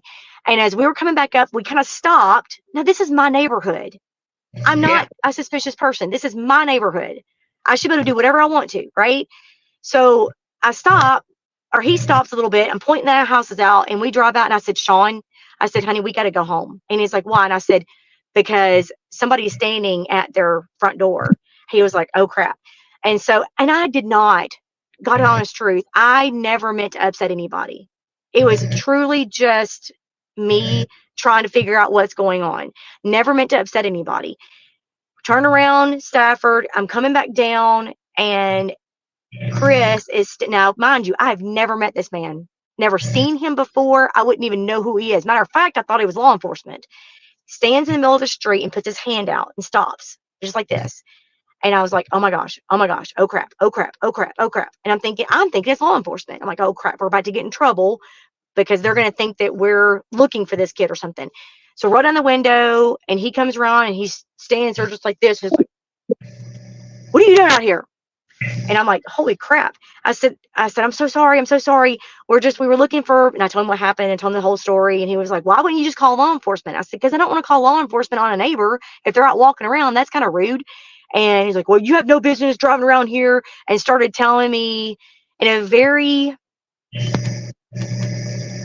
intimidating, very strong voice, I guess you would say, big, tough, he's a big guy, kind of thing. That my son is missing, and they've got police all around here looking. I said, yeah, no kidding. I know, I'm aware. I've been talking to him. Trust me, I know, I get it. And then he said, there's a police, the heat sensor mobile unit things, you know what I'm talking about, that can detect heat sensor and stuff. Well, they had one of those up in the top, hoping that if he came home, it would alert law enforcement that there was somebody walking around, which I don't get that, because you've got families that are walking dogs anyway. So I was like, I'm so sorry. I kept apologizing to him, and he got really upset and, kind of said some things, and I was trying to calm him down, and I apologized. And my son's girlfriend was in the back, and she thought that if she rolled the window down and said, I am such and such, and I go to your son's school, that he would calm down. Even though I said, hey, I'm your neighbor. I live up there. Everything's fine. I'm sorry. I didn't mean to bother you. I thought even me telling him I was his neighbor would calm him down. It's like he just glossed right over that. He didn't care. So she says, I'm such and such, and I go to school with your son, And he stops mid-sentence to me and said, "Oh," and got like stopped, looked at her and said, "Your name?" And she said, "Yes, sir." Like, how do you know? She only gave him her first name, and he said the whole thing. And she was like, "How do you know my name?" And I was like, "What the crap?" I looked at my son. I said, "We need to go. We just need to go. We just need to go." And I'm like, "I'm going to call the police because this is getting, I don't know. I don't understand. I wish you could have, I can't describe his body language was just very It stern. wasn't like, well, for that people were out there looking for his son or thinking. It was more like trying to stop. Get off my street. Get off my street. Get out of here. Get off my street. Go home. Leave me alone. Get away from us." But he told her that, "So you're the girl that runs this Facebook group and this, that, the other. I'm going to demand you take that off. You get your phone." And he said, "Where are your parents?" And she said, "At my house." And he said, "Well, I'm going to find out where you live and I'm going to come knock on their door and we're going to have a conversation." And she said, "Okay, good luck with that." And I was like, "You know what? Look, we don't want to, cause any issues and whatever." I try to give him grace. Don't know the man from nowhere. And I just kept saying, he's upset. His son's missing. He's really upset. He's very defensive. Maybe that's just all that what it was. Now that I've seen some of his YouTube videos, and I'm like, yeah. Wow. Thank you for sharing that. I didn't know the back end of those details. I know we talked before offline a little bit, and you said, kind of like a confrontation kind of deal. We confronted you guys.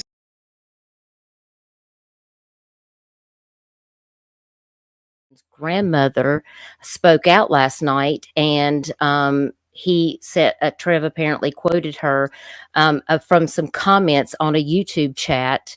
Is there anything that you want to say about this particular comment? Because I have been messaged multiple times about this.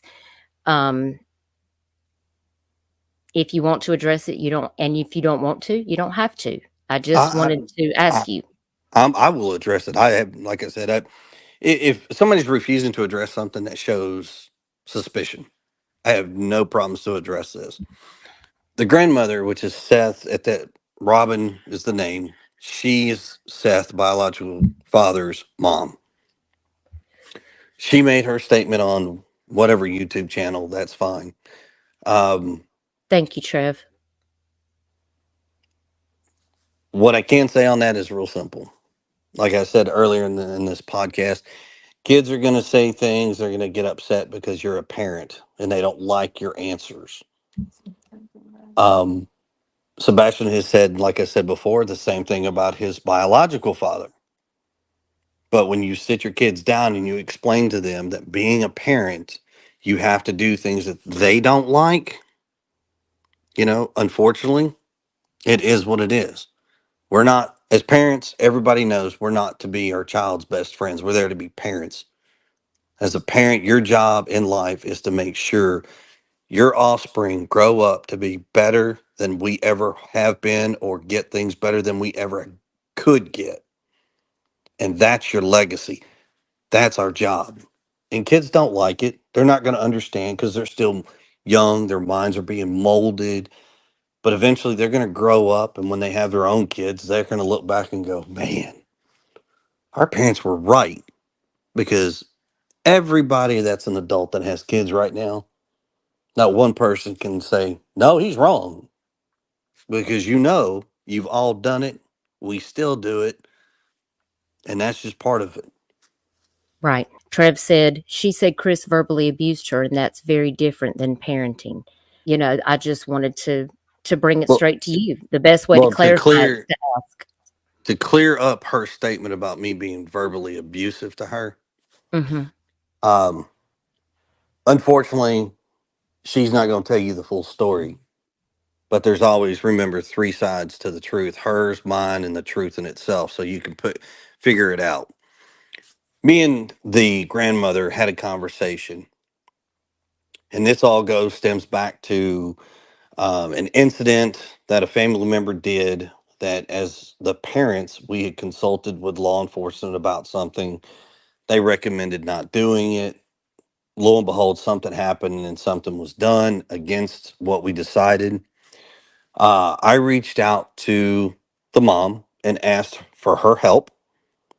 During that conversation, some accusations got flung in my direction and toward my wife, which the mother or the grandmother actually doesn't have the whole story. She has never once sat down with me, my wife, her son, and gotten the full truth on everything. She's only heard one side of the story.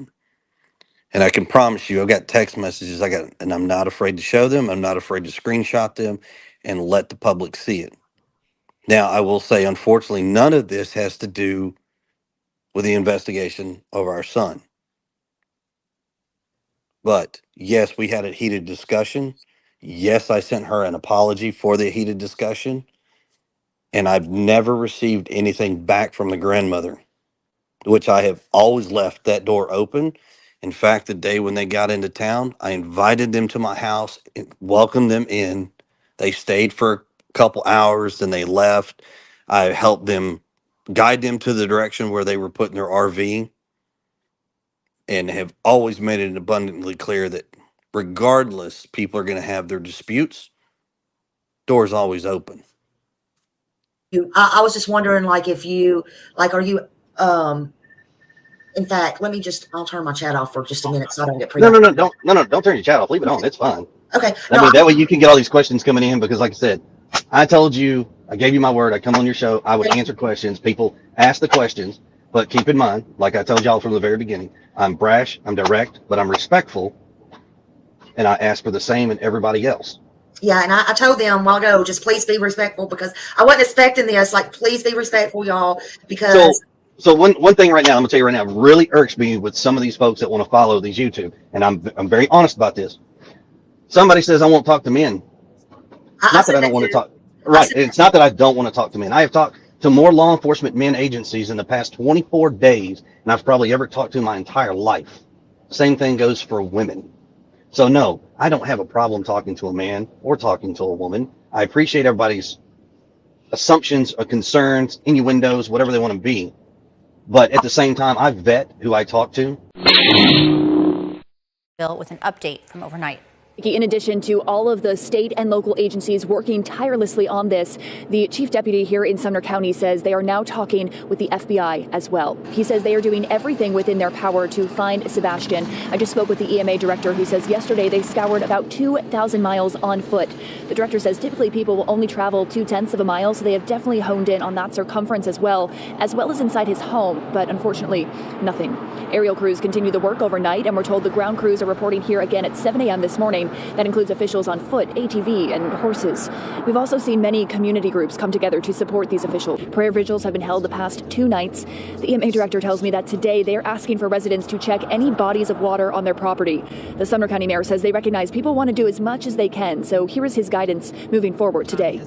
If you want to search in your neighborhood, want to search on your property, we really ask that you do it in teams of 2 as we do our aerial searches with the helicopters and the fixed wing planes and the drones. Whenever we see one individual, we see that as a potential lead, and we pour resources into that. So if you're going out in 2s, that helps us in that manner. But we do ask that really you stay out of the search process, and we leave that to the professionals right now. He says they are working with Sebastian's family as well. We're told and still no trace of the teen. Here's Kelsey Gibbs with what we've learned so far. A community on edge, hoping and praying that Sebastian Rogers returns home safely. They say the teen has not been spotted on any surveillance cameras, and there have been no clues of his whereabouts. There's been no sightings on home surveillance video of Sebastian so far. And the teen's scent, his smell, hasn't been picked up by any canines. Law enforcement say they just want to find the teen and bring him home. First responders have covered more than 2,000 miles in a span of 4 days looking for Sebastian Rogers. The autistic teen was last seen early Monday in the area of Stafford Court in Hendersonville. An Amber Alert was issued for Sebastian later that day to help with the search. Law enforcement says no amount of information is too big or too small. Like I said, we're operating under the assumption that Sebastian walked off. We have no evidence to disprove that. Law enforcement telling us that the family is cooperating with authorities, and they again are under the assumption that Sebastian walked away from home. Expecting any moment right now an update on the search for that missing teenager, Sebastian Rogers. Let's listen live. Here in a few moments, I'll go through some slides and show you what we've done over the past 4 days of searching. really wanted to come to the community and ask for your help. We need you to search your properties every day, morning and night. If there's a shed or a crawl space or up under your mobile home or a tarp that's in your yard, check it every morning and check it every night. Look for any details that something has been disturbed. If there's a shirt that was there today that wasn't there yesterday, notify us. You can really help us by searching your own property twice a day. Like I said, we're operating under the assumption that Sebastian walked off, and we really need your help to ensure that he is brought home safely. Okay, and when Chief talks about searching your homes, if you've got a farm, we're well aware that the tendency to follow creeks is great, and we've actually done some case studies, some history on calls and searches in the past where young men or young women have traveled to creeks. So we want you to look at creeks, we want you to look at ponds, and if you look at a pond, look for foot tracks around the pond. And then we'll go into, when Chief's ready, we'll go into pictures and we'll show you our operational periods and the maps that we use to track our searchers. In the first 2 days, we logged over 2,000 miles of personnel on foot doing searches in those search areas. If you want to go to the next page. So that's day 2, and you can see we're continuing to expand those search areas, and you'll see clues, you'll see markers. If a searcher finds something, they mark it. We send a detective or detectives to that scene or to that area, and if they find evidence, we haven't found any evidence, but if they find something that they think is substantial, CID investigates it. Going to the next day. That's the next day TBI was back. That second day we had really bad weather with rain, and so these are the rings from TBI again, and they did some almost trial type figures when we were looking at particular areas, and they were looking at streams at that time, and a lot of helicopter, and then more ground troops, and then we got one more day, and then today we're expanding west, and you can see those areas that personnel are searching. And so what we do is we get them in, and we've got an app that they utilize, and they create tracks, and you can see the tracks in those sections as they do the search. And we've got several other things going on. We're utilizing drones, K9, and UTVs, ATVs, horses, aircraft, and anything at our disposal to get Sebastian located. Like Director Widener said, what you didn't see on there was any drone track. The drones aren't tracked on SARTOPO. What you didn't see on there were several assets that didn't have the app that day. So what you're seeing is what we know we have tracked. Like I said, we're operating under the assumption that Sebastian walked off. We have no evidence to disprove that. The family's been nothing but cooperative with law enforcement in our investigation. We are truly operating under the assumption that there's a child missing that needs our help. So if the public is out there and you have a house close by or not close by, right? Check your property twice a day. If you find something, call us. If you have trail cams out on properties that you hunt, check them. If there's an image that you think could be Sebastian, call us. Any tip that you have, call us. We want to bring Sebastian home. And when the chief says, even if it's not right here, so I actually spoke to the incident commander of a search operation that happened west of here, and a 14-year-old went missing and was found 9 days later, 6.2 miles from home. So we're looking at, we don't want to go out too far, too fast, but even if you live in Davidson County, if you live in Robertson County, if you live anywhere in Sumner County and adjoining counties that you think he could have made it to your property, search those creeks, streams, tributaries, ponds, barns, outbuildings, vacant homes, any place that you think he could be. One tip, if you're searching your property, is to search it in pairs. If we have aerial assets up and they see someone walking alone through a field, we're going to deploy resources to make sure that is not Sebastian. Secondly, if you're out searching your field and something happens to you, someone needs to be able to call for help and tend to you while we're on the way to help you. So if you're searching, please search in pairs and be safe. What's the weather been like to possibly affect the search? Weather, our primary concern with weather is for Sebastian. So the rain that we got and the cold temperatures yesterday and into last night gave us concern for hypothermia. But for rescuers, we put rain gear on when we go. Our mounted people, we're using a lot of tactical officers at night with FLIR or with night vision.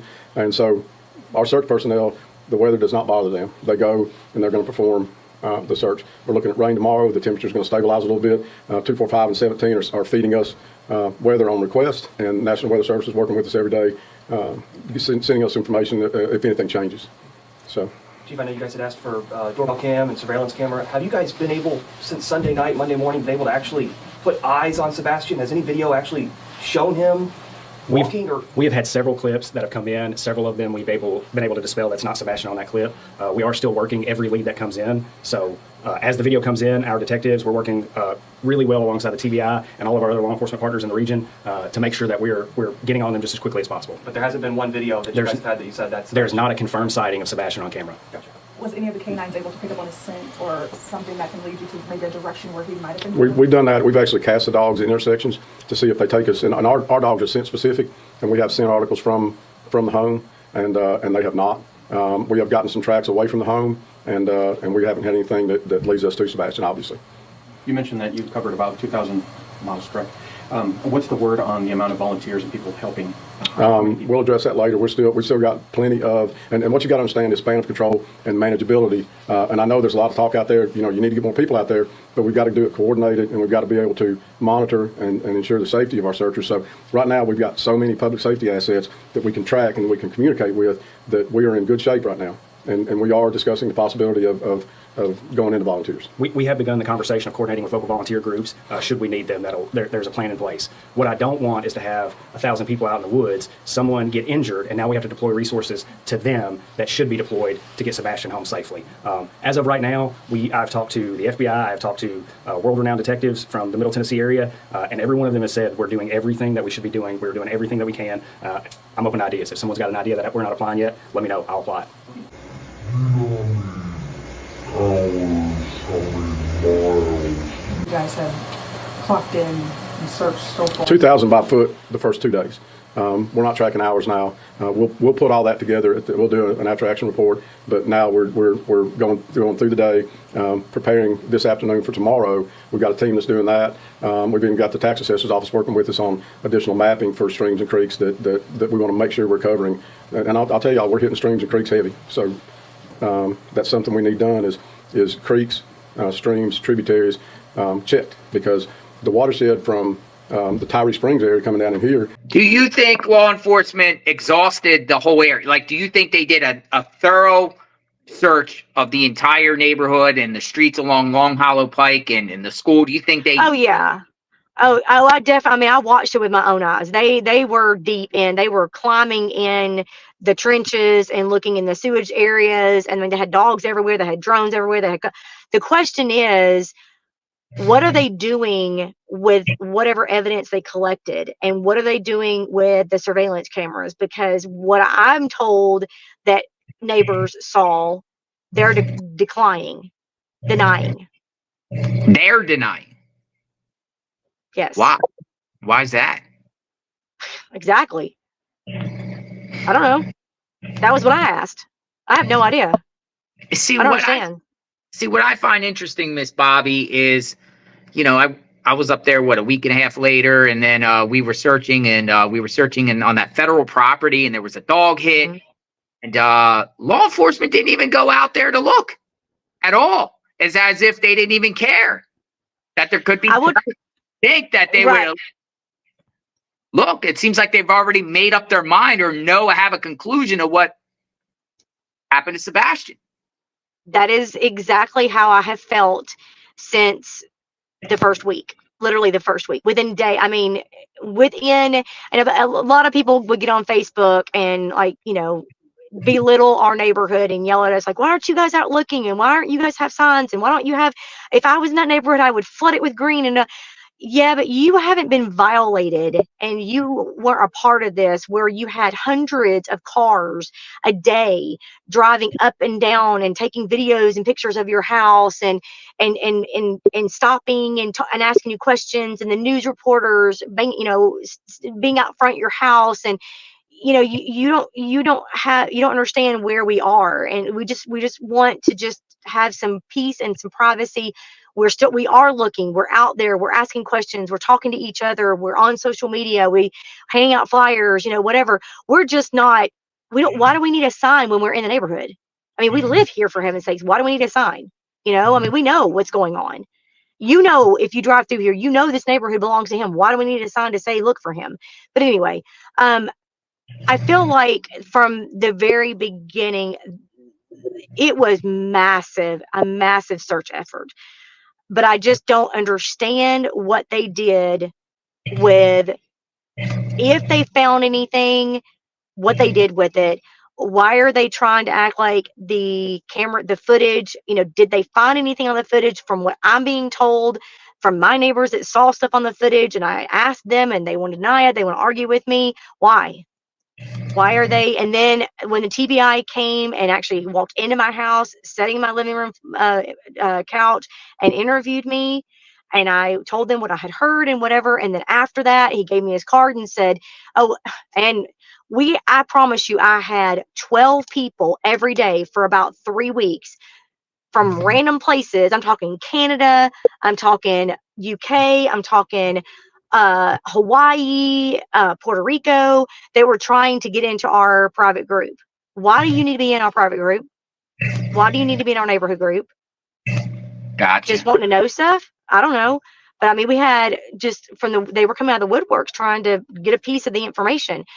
But so the particular case in northern Mississippi and West Tennessee, this young man walked until he passed out. And when they got to him, he was laying face down, and they were like, "Oh my!"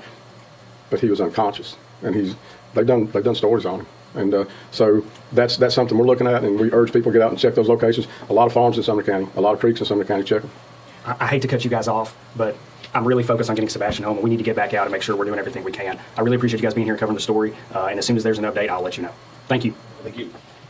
As the search for 15-year-old Sebastian Rogers now enters day 4. At this point, they say Sebastian walked off. The family is cooperating with the investigation. Previously, the community was asked to not interfere with the search efforts, but now the sheriff's office is saying that those who are willing to join the search can do so in pairs. You are asked to avoid coming to this command post, though, so that they can continue staying in touch with official law enforcement agencies. Earlier this morning, the EMA director suggested looking to bodies of water for footprints or clues. Yesterday, the EMA director says all of the agencies walked a total of 2,000 miles and searched Sebastian's home at least 10 times. The TBI has told us Sebastian's parents are not in a position to speak or share more about him right now, but lead agencies say they will continue searching as long as it takes. There have been no sightings of Sebastian on home surveillance cameras so far, and the teen scent, his smell, hasn't been picked up by any canine. Law enforcement say they just want to find the teen and bring him home. Wow. Because we've heard from Seth Rogers, and Seth is adamant that he was told or he's seen. That's because LE has told him that. What's up with that? Because LE has told him that. Law enforcement has told him that.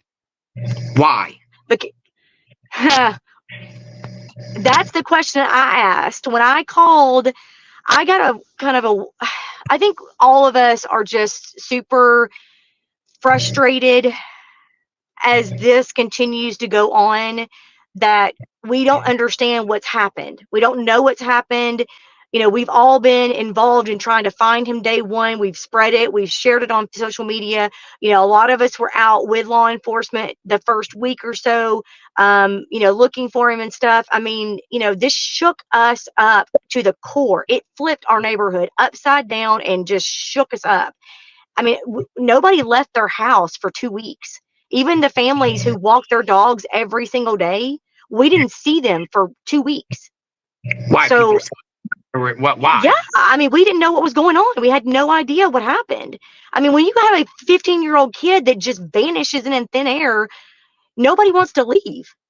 We're scared. And then, of course, you see Chris, you know, getting upset through all these YouTube videos. And if you know your neighbor is that upset and threatening people and saying the things he's saying, you're not going to go be a part of that. You're going to stay in your little cocoon and stay away from them. And I mean, lock your doors and be by yourself and protect yourself and just stay away from it. You've never seen Sebastian Rogers in the neighborhood or walking around or anything prior to that day? Nothing. From what I understand from neighbors that live right close to him, the only time they ever saw him come out was when he was playing with the dogs. The dogs would get out, and you know, he'd be out there for a little while, but nobody ever really knew him. Nobody knew any of them. He never came out to play with neighborhood kids. You never saw him out riding his bike. I mean, now I'll tell you this. I mean, we have neighbors that go out, like I said, and walk their dogs every single day, sometimes even twice a day. You have kids that will go out and play basketball. We have a basketball goal in one of the cul-de-sacs. The kids will come up and play basketball in the basketball goal. They'll walk, you know, ride their bike. We have one kid that has a four-wheeler and a dirt bike, and he rides around, that kind of thing. Didn't even know Sebastian existed. Never played with anybody. No friends, nothing. Never had any friends over their house. Fourth day of searching for 15-year-old Sebastian Rogers has come to a close. Officials are asking homeowners in Hendersonville to check for even the smallest signs of the boy who has autism and officials think wandered off. we were all very concerned from the get-go. Jesse Gibson says since Monday, he's been doing what the sheriff's office in Sumner County has pleaded with homeowners to do. If people aren't really searching their property, he may be right here and we don't even know it. Really wanted to come to the community and ask for your help. We need you to search your properties every day, morning and night. If there's a shed or a crawl space or up under your mobile home or a tarp that's in your yard, check it every morning and check it every night. That includes areas around water like creeks or ponds, looking for any small sign that the teen who has autism may have been there, like a missing shirt or footprints. It does change things in the sense that it makes me feel like they're getting more desperate, because at this point in time, everyone thought he'd be found by now. The sheriff's office says they're still working on the assumption that Sebastian walked off sometime before early Monday morning. Wrenching. You don't want anything to happen to anybody, let alone a child. The heartache is deep in Sumner County as a classroom chair has sat empty all week long, one that belongs to Sebastian Rogers, a missing 15-year-old with autism. He hasn't been seen in 5 days. He hasn't felt stable since Monday, after 15-year-old Sebastian Rogers went missing from his home on Stratford Court. My entire school is in a constant state of prayer for him. Patricia Shemansky is Sebastian's former 8th grade teacher at T.W. Hunter Middle School. He has a great sense of humor. He loves people. He loves animals. She says Sebastian may have autism, but he's extremely high-functioning. He has a great sense of humor, loves to laugh. He's a jokester. He's extremely smart. He loves playgrounds. Yeah, he loves playgrounds. I mean, he loves to play. I'll give him that. Friends-wise, He wants friends. Sebastian, his idea of his friend is right now is what he has 2 kids that he talks to at school, but he is extremely socially awkward. And so it's very difficult for him to make friends, which has been this boy's only lifelong dream. He Christmas, what do you want for Christmas? I want friends. Birthday, I want friends. Anything that he could do to get a friend, he would love to do it, which is potentially dangerous because that could open up doors if for somebody to say, hey, I'll be your friend, and potentially cause harm. Feeling helpless as they wait around for answers, her school decided to honor Sebastian by wearing his favorite color. You have to pick a pencil, you pick the green one, you pick a folder, you pick a green one. So he always picked green, so we knew it was his favorite. This week, multiple agencies have searched thousands of miles for Sebastian, using scent-trained dogs, horses, and technology, but still no luck. Typically, autism children are drawn to water. So if there's a pond or a lake on anyone's property, to look those places. Andrea Haynes also knows Sebastian likes small spaces. Sebastian came to my classroom because it's a small classroom. He always was smiling and always had a great imagination when it came to drawing. I also have such hope in the team that I saw going out there. They are taking this extremely serious, and from what I saw them doing, they're leaving no stone unturned. We love him, that we're all praying for him and wishing for his safe return. We know investigators have shifted their search efforts to the west of the original search grid. We also noticed some activity around Sebastian Rogers' home today. There was a bloodhound sniffing around the property and also crews in wetsuits with oxygen tanks. But since we've had no update from law enforcement at all today, it's unclear what they were doing there or why. Now, we do know, despite the 5-day search, investigators say there have been no confirmed sightings of Sebastian on surveillance cameras or doorbell video, and there's been no evidence found in the woods or bodies of water. One woman on the board for Autism Tennessee says autistic children often leave their caretakers to get away from certain stimuli or to go towards something they're drawn to. She knows firsthand because she's an autistic self-advocate. It's so easy to put myself in that person's shoes, to say, like, I was young and I was not an eloper, but I understand the impulse and the feeling. And so, yeah, I've just been sort of feeling very sick and afraid. And I want a good outcome, but there's no guarantee. Now, law enforcement have reiterated that their parents have been fully cooperative and there's no reason to believe any foul play. No word on when the search or how it will work. Residents are coming together wearing green in support of Sebastian Rogers. This was spearheaded by the Facebook group Finding Sebastian Rogers, which has nearly 3,000 members. Green is believed to be Sebastian's favorite color. That's what led to this idea. News 2 spoke with 2 mothers who say watching the search for Sebastian has been heartbreaking. But by wearing the color green, they just hope Sebastian knows how much he's loved. Absolutely, I'll do it, and I'll tell all my friends at school. And a couple of the kids in my class came in wearing it. And one of the little girls, I was like, oh, I love your green. And she's like, my mommy told me today that we are wearing green because Sebastian is still missing. Now, if you wore green today, you can share your photos with us on Pix, P-I-X, at WKRN. Unfortunately, this morning we have not been told of any leads or pieces of evidence, but we have been keeping track of the activity here at the command post and beyond. So earlier this morning, around 8:30 a.m., we were able to join members of the Greenbrier Fire Department as they searched a wooded area on foot. It's about 3 miles south of this command post. So like all of the agencies that are searching on foot, they turned on their tracking devices so they can maintain a map of what has and what hasn't been investigated. Then around 10 a.m., we were led to some activity outside Sebastian's home. The EMA, police, plus ATVs and a raft were all parked there, and a dog was sniffing around the property. No word as to what exactly they were looking for or why that specific equipment was there. Department. Okay, guys, I'm just going to go ahead and pop in really quick. So this is the actual search that happened at 10 a.m. that they just spoke about in the video. This is Ken Widener with EMA, which is the Emergency Management Agency. He's the director, and he's out there letting the dog sniff around. Looks like a bloodhound, so they're trying to pick up a scent around Sebastian's home. So this happened day 5, and we're seeing it here.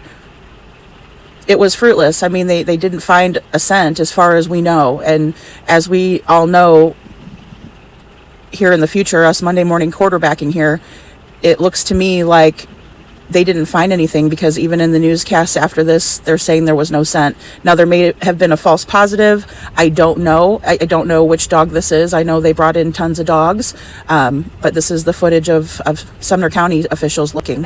One more thing first. The very first day, the dogs. You saw dogs out there. You saw. Oh yes, did you absolutely. See them going a specific direction or area? Did you see them centered around a certain area, or did they pick up any scent? Okay, so there was no scent that was picked up from their house to anywhere. However, and my kids were with the handler and the canine and actually watched. He followed them all through the construction zone. And one of my kids actually saw one of the dogs take the handler to one of the retention ponds. And not only did he go to the retention pond, he ran to it and jumped in it. And the handler had to go and get him and take him out of the water and then dry him off. And my son looked over the handler and said, "Oh my gosh, I've never seen anything like that before." He looked at me and said, "He's never done that before." And my son said, "Why did he just jump in that?" He said he was following a scent. And then the other... On that, did they go in the water? Did they take scuba divers or anything in there? Supposedly, when I told Seth that when I met him at the most recent vigil, he said they drained the pond twice and nothing. Being a mom of children with special needs and autism and the cognitive impairment and things, it's like I'm living my worst nightmare. I'm watching it unfold. Investigators looking for Sebastian around the clock using canines, drones, and helicopters. Rebecca and other neighbors searching too. I took Monday off of work and I looked in every outbuilding, every creepy barn and chicken coop that I've ever seen from a road in this area. Sebastian's parents not talking to the media. Deputies say, though, that they are cooperating. Rebecca says she's only met them at school a few times. I do drop my kids off at their classroom, and so I see him and say hello to him, and he's a very sweet, kind, seems to be a happy boy. Crews say they've collectively searched thousands of miles for Sebastian. People here not wanting to rest until he's home safe. I think no matter what happens in Sumner County with this, Sumner County needs a lot of prayer and comfort right now, because it's been a big week. In 5 days since police say Sebastian Rogers seemingly walked away from his Hendersonville home. Investigators say there has been no sign or sighting of him since. Well, Haley, new agencies have now joined in on this effort, including Franklin Police's dive team and the Greenbrier Fire Department. Now, we have not received any update from law enforcement at any time today, but we have been able to keep an eye on what investigators have been doing today. Now, earlier this morning, there were crews around Sebastian Rogers' home. A bloodhound was sniffing around the area, and a dive crew put on wetsuits with oxygen tanks. It's unclear why they returned to that area, though. We do know search crews moved their efforts west of the original search grid today. Yesterday, they focused on bodies of water, even draining a pond east of Sebastian's home. 200 people have been on the ground each day, and many are flying helicopters and drones in the air. Police are asking neighbors to not join in on this search, but they should check their own properties every morning and night. Residents have been looking for any disturbances and have been checking small spaces where a child may hide on their property. Sebastian's neighbors say the whole community has been worried. At last check, Sebastian has not been seen on any surveillance camera or doorbell video. Neighbors are holding regular vigils for him. It's been nearly 6 days since 15-year-old Sebastian Rogers went missing from his home in Hendersonville, and this morning the search continued. Well, Blake, despite the thousands of miles that officials have searched, there still has been no sighting of Sebastian Rogers. But folks here in Sumner County are not giving up hope. It's been an extensive and all-hands-on-deck effort. Anything from helicopters to bloodhounds to dive teams and more. Volunteers and community members are also pitching in, hoping that something positive comes out of this horrifying situation. It's just like unbelievable. You would never think that he'd be missing, and especially for as long as he's been missing. 6 days and still no sign of Sebastian Rogers. Search crews have walked thousands of miles this week looking for him. We're just gonna walk straight up to the... They've used specialized technology and sent trained dogs to help navigate the rural terrain. It's just been a lot of search and rescue all over the property. The Sumner County Sheriff's Office wants people to review footage from their security and trail cameras, focusing on the time frame from Sunday afternoon through Monday morning, asking people to look for any movements, vehicles, or people. Like, they came and knocked on our door and was like, hey, we're going to be searching this property. You have ponds. Brooke Clark lives near Long Hollow Pike, the area where Sebastian was last seen. The Sheriff's Office has told her and others in the area to look in their sheds, garages, under tarps and dense brush, any place a child might seek shelter or could become trapped. A lot of places you could hide. I mean, we've searched the barns. I went around saying his name. Clark says everyone in the community is worried. We have a strong community. I just really hope that they find him safe. Just praying. A news channel. 1 week since 15-year-old Sebastian Rogers went missing over in Sumner County. The Sumner County Sheriff's Office tells us that a group of local investors invested a minimum of $3,000 toward any information that would help investigators in finding Sebastian Rogers. I now want to bring in EMA Director of Sumner County, Ken Widener. Ken, as we near this week-long search effort, where are you focusing starting today? Well, we keep expanding. So we've expanded west and we're expanding north. We just keep expanding the search area and we're bringing different teams in. Yesterday we had a group from East Tennessee come in. They're mountainous experts and they do caves. And so we've had any cave that we've marked, we've had them in those caves. The City of Gallatin has done all the storm drains in the area with cameras. So we keep expanding and just throwing everything that we can at it to try to get him located.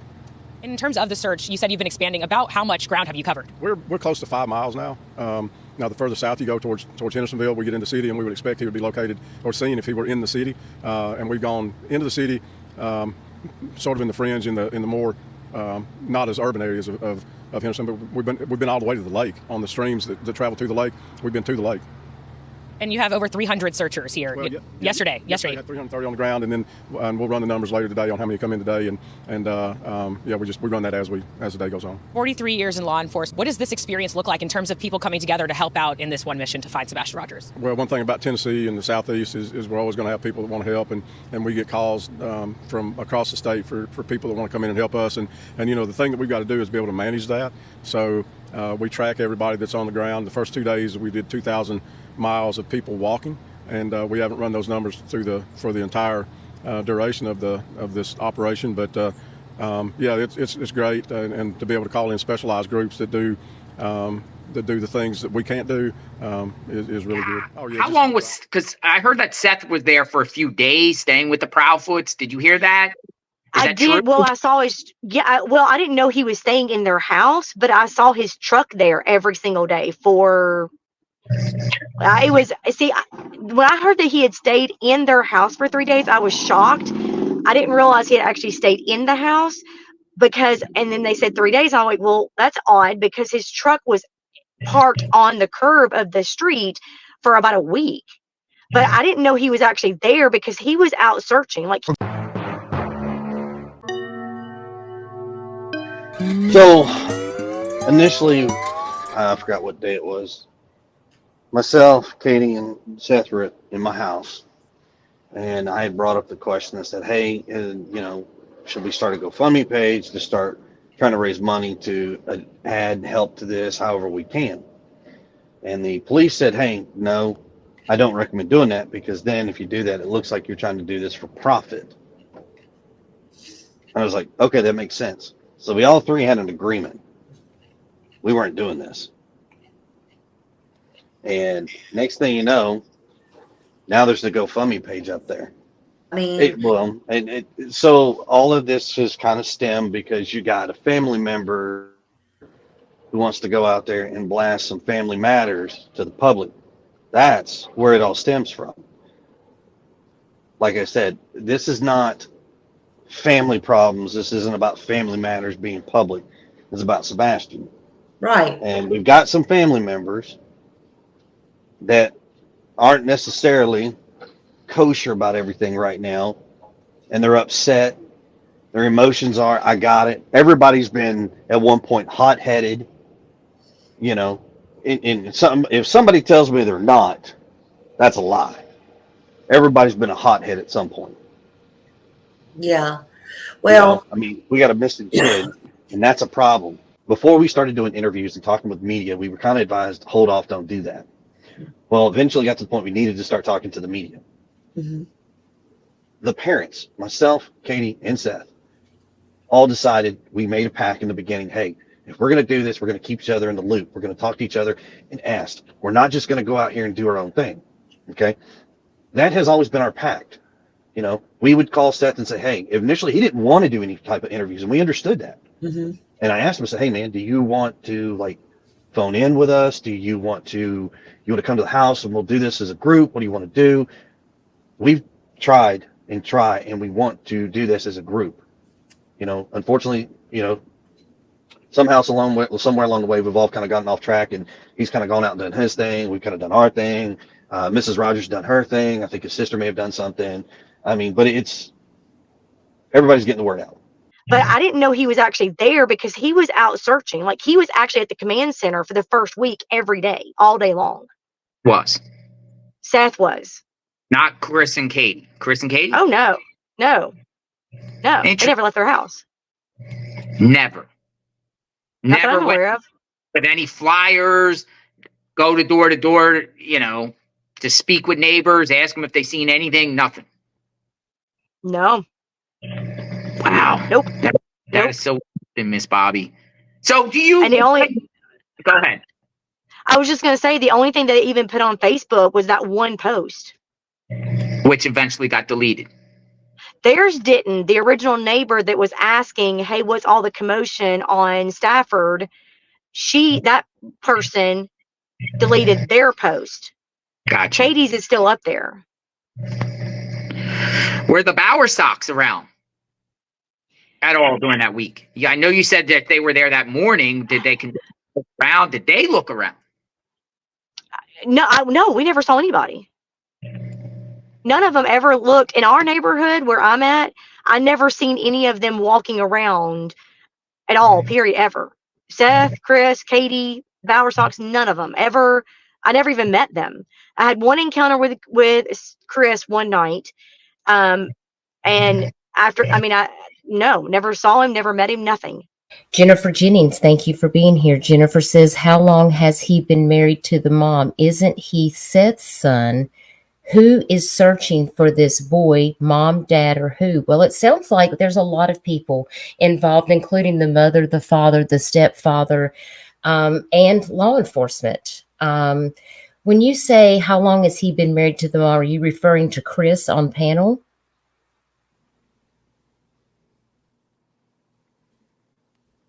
That's right, Jennifer. I think everybody is searching. It doesn't sound like there's any animosity with anybody that's going on here. So, and please be respectful in the chat. If you want to come in here and attack the family, the moderators can show you to the door. There's no need to announce your departure. Let me just take care of something here in chat real quick. Jennifer, I appreciate you being here. We welcome all opinions, but we're just, how long he's been married to the mother is irrelevant with Sebastian being missing. So I hope that you have a wonderful night, but respectfully, I'm going to have to remove you from chat because it's a distraction. And we are focused on talking about Sebastian and about his case. And I hope you have a wonderful night. And please come back again. Okay, let's get back over here to the chat. I try to not get distracted when we have these situations, but we just don't have time for that. Oh yeah, just the drive to find him. We'll go talk to the parents in a little while, and every morning we sit and talk to them. We want to do everything for them and for Sebastian to get him located. Thank you so much, Ken. If you do have any information, you're asked to reach out to the Sumner County Sheriff's Office or the TBI. Also check those cameras, like they said, Sunday to Monday, Sunday afternoon. Why are they wanting camera footage from Sunday afternoon? Because That we cannot release right now. Okay, That is not I something that understand. has been authorized us to Right. put out to the public. 7 of the search for 15-year-old Sebastian Rogers. Emily, I'm told that close to 300 trained search and rescue volunteers have been out here on the ground all day trying to find Sebastian. That's hundreds more than the 80 or so that we saw during the week. Now, this weekend, the National Guard was called in. TBI has been involved all week, and agencies from Wilson, Knox, and Williamson counties are all here to help Sumner County. They all want you to know they are all over this area, checking and double-checking every inch of space. All week, they've used specialized technology, canines, and sheer manpower to cover the ground here. TBI has been involved, and the county has been talking to the FBI as well on advice for how to move forward here. And the community has been asked to both check their properties and check their video camera footage from Sunday to Monday. Everybody has the same goal. Sumner County Fire saying at this time, try not to get in the way of the professionals. Now, they are wrapping up search operations for today. I'm told they'll be back bright and early tomorrow morning, but that they are going to be scaling back some of the search operations going into this week. But as of now, nobody has seen Sebastian. As we reach day 7. Kinley, search efforts are starting to wrap up on this day 7 of the search. As you can see, the sun is starting to go down. That's when these searchers come in. They'll be back out around 7 a.m. this morning. And today we saw cave specialists out here as well as canines. Also, I want to show you to the side of me, you can see the National Guard members Kinley just mentioned. They've been going door to door, trying to raise awareness and ask anyone if they've seen anything. Also today, we're told that DOC guards joined search efforts. Now remember, you are asked to check every inch of your property day and night for any signs of Sebastian. You remember the Sumner County Sheriff's Office said leave no rock unturned, really focusing on areas like barns and tarps, just anywhere he could be. Also, we learned today that the reward for information in this case has been raised to $3,500. Again, that's from Nashville area business owners. Also, of course, today as we reach day 7, we're seeing lots of food donations working to keep these crews going as they're working tirelessly day and night.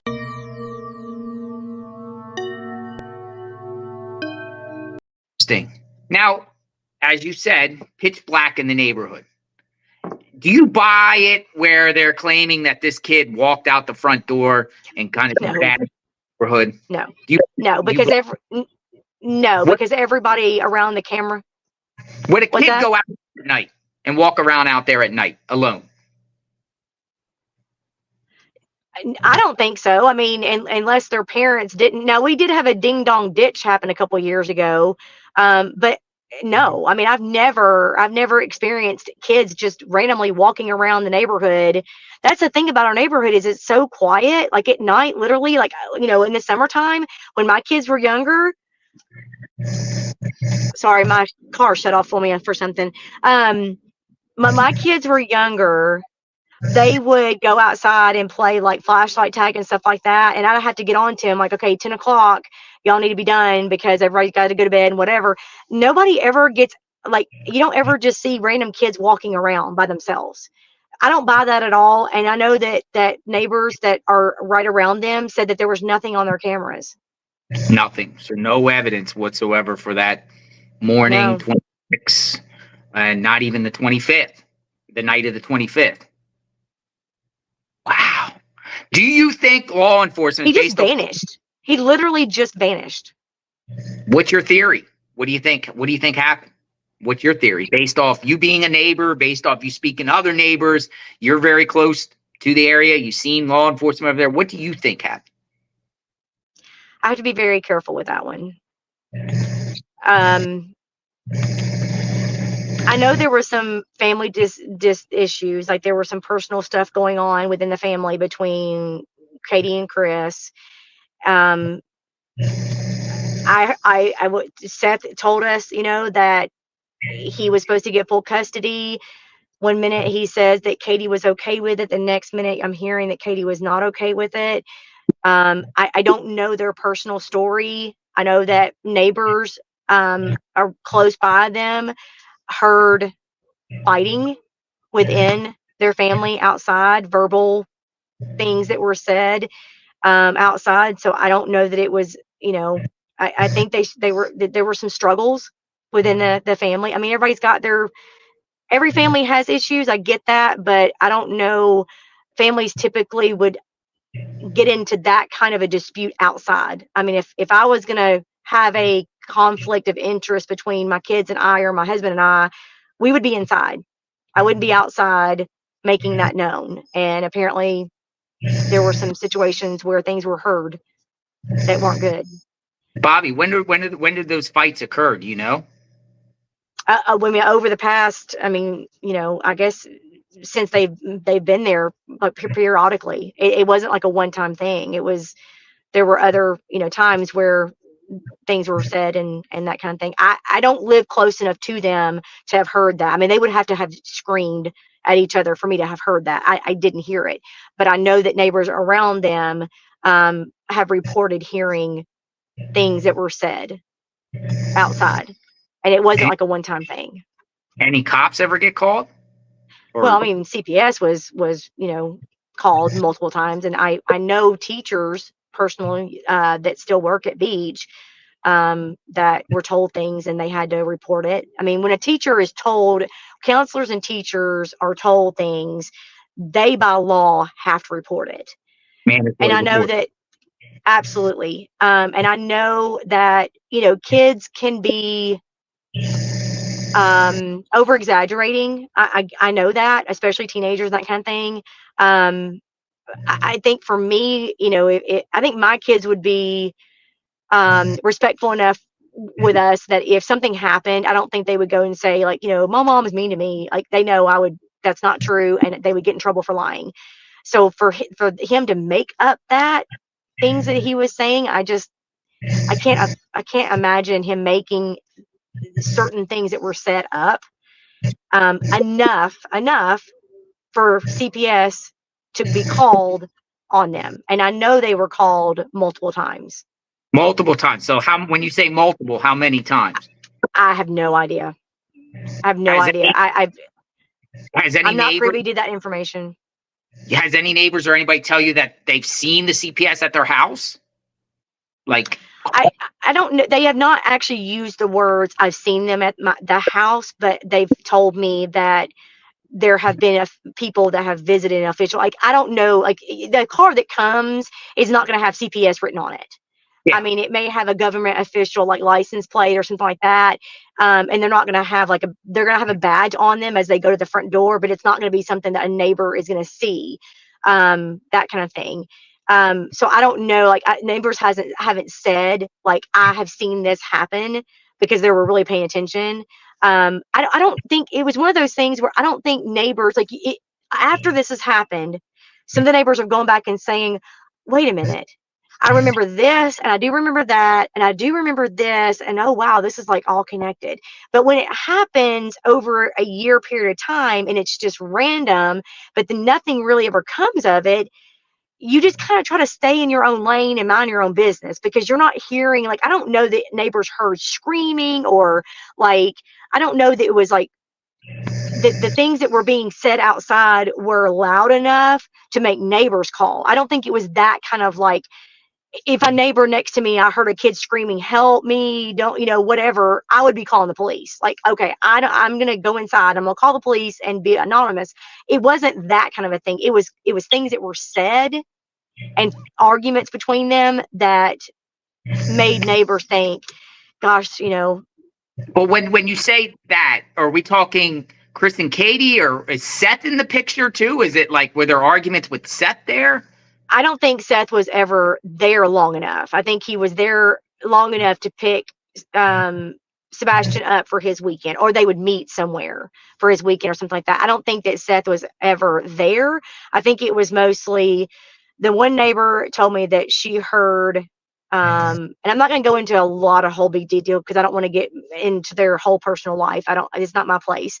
But a neighbor had told me that there were things that were said between, like, Chris and Katie would get into an argument, like in the driveway, and then Sebastian might come outside and Chris would raise his voice at him, either get inside or what are you doing out here, or make comments to him like that.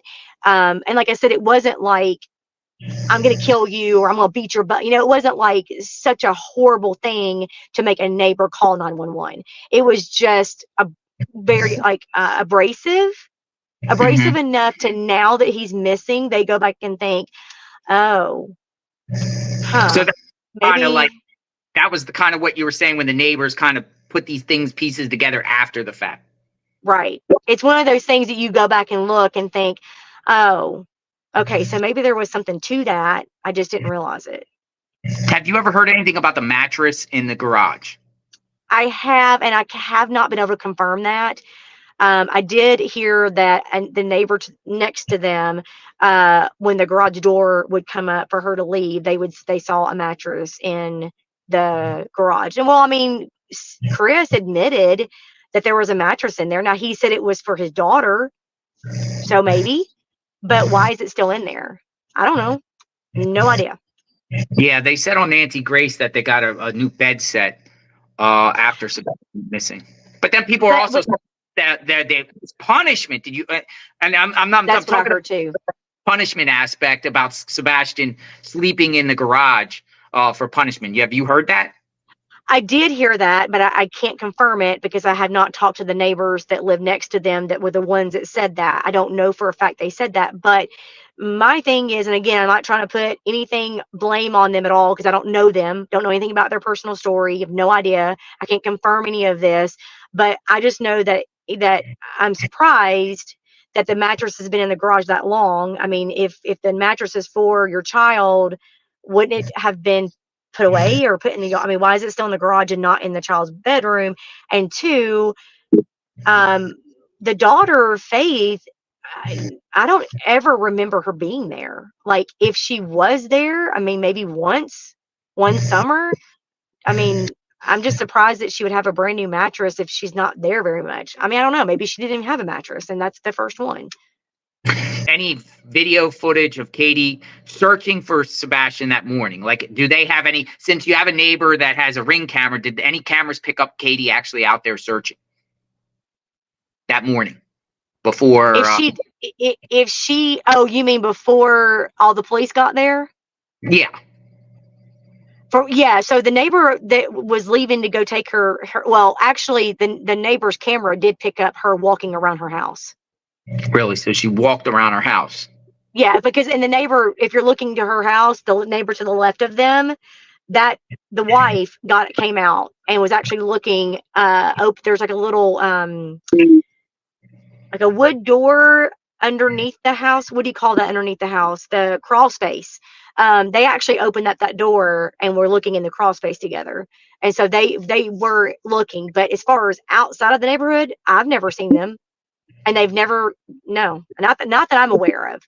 I mean, I asked my kids, and my kids said they had never seen her, never seen him. They did see Seth was out there a couple of times with everybody. He was at the command post. I have a good friend that was there in the command post, and she confirmed that he was at the command post. But I asked her, I said, did you see Katie or Chris or the Bowerstocks? And she said, no, never saw any of them. But then again, she said, but I mean, law enforcement did ask them to stay home in case he came home or called. So there's that. You know, Sebastian does need his medication. So this is a critical situation. One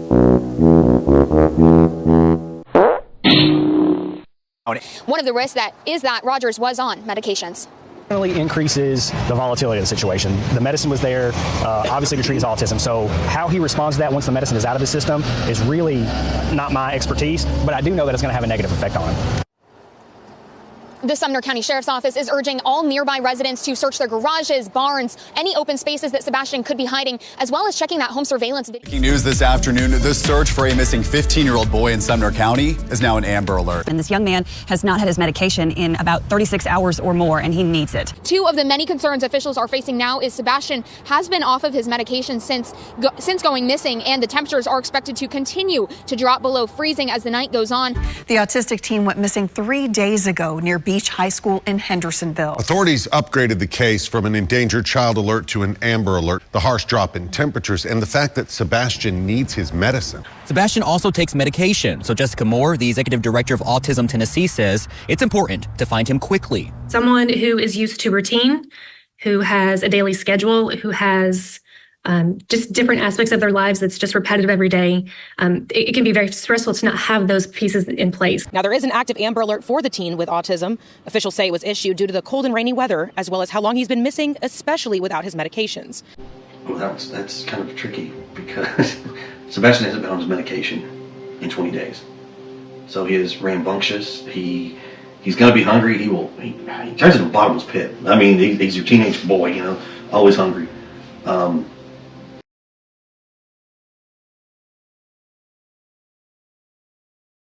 No.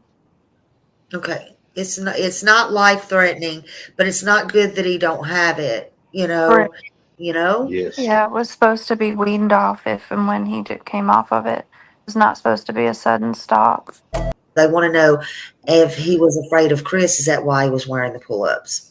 No, he wasn't wearing pull-ups because he was afraid of Chris. Sebastian had a recent autism diagnosis, but Sebastian has a chromosome deletion that he was diagnosed with when he was a baby. He's got combined type ADHD, so he does get, hyper. His behaviors become a little more like he'll flip-flop between his moods more, like being overly excited or, he has periods where he's really calm, where he just hyper focuses on, whatever it is that he's playing or fidgeting with. Yeah.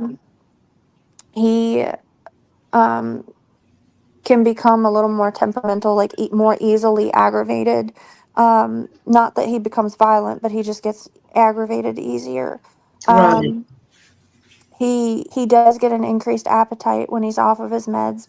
An unfortunate side effect of those is that they do suppress the appetite a little bit. So he'll eat more. But and he will be more, I'm trying to think of the right word. Like when he'll start telling you something, he'll be on a bunch of different subjects, but all like in the same sentence. Right. So his thoughts become less coordinated. Yeah, he becomes a lot less coordinated in his thoughts. Let me go over here. I see that I just got a text. And Chris, are you down for a Q&A? You want to do that? I know that we talked earlier and you were thinking about, you were going to let me know if you want to come up and speak. I am more than happy to send you a link and you can come up on the live stream, or you can call me on the phone and everyone can hear you via the telephone. So you just let me know in the chat and we can certainly do that. Arizona, autistic teen walked approximately 200 miles and was found safe. Incredible. Does he have a lot of energy? Does he like to go on long walks and things like that? Especially off his medicine. They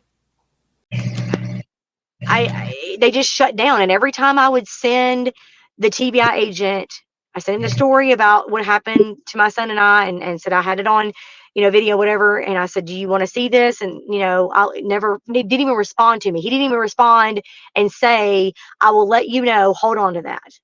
Nothing. I didn't even get a response from him. Weird. I called. It seems as if they already know something and everything else in their mind is irrelevant.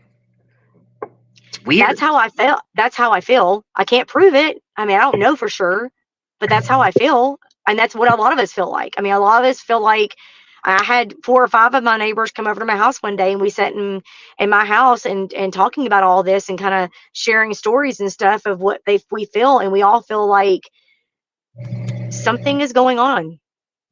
Something isn't right. Yeah, no, I mean, she's been called out by that. I mean, she's claiming that she can't wait for him to come into the door, Bubba, but I'm not her.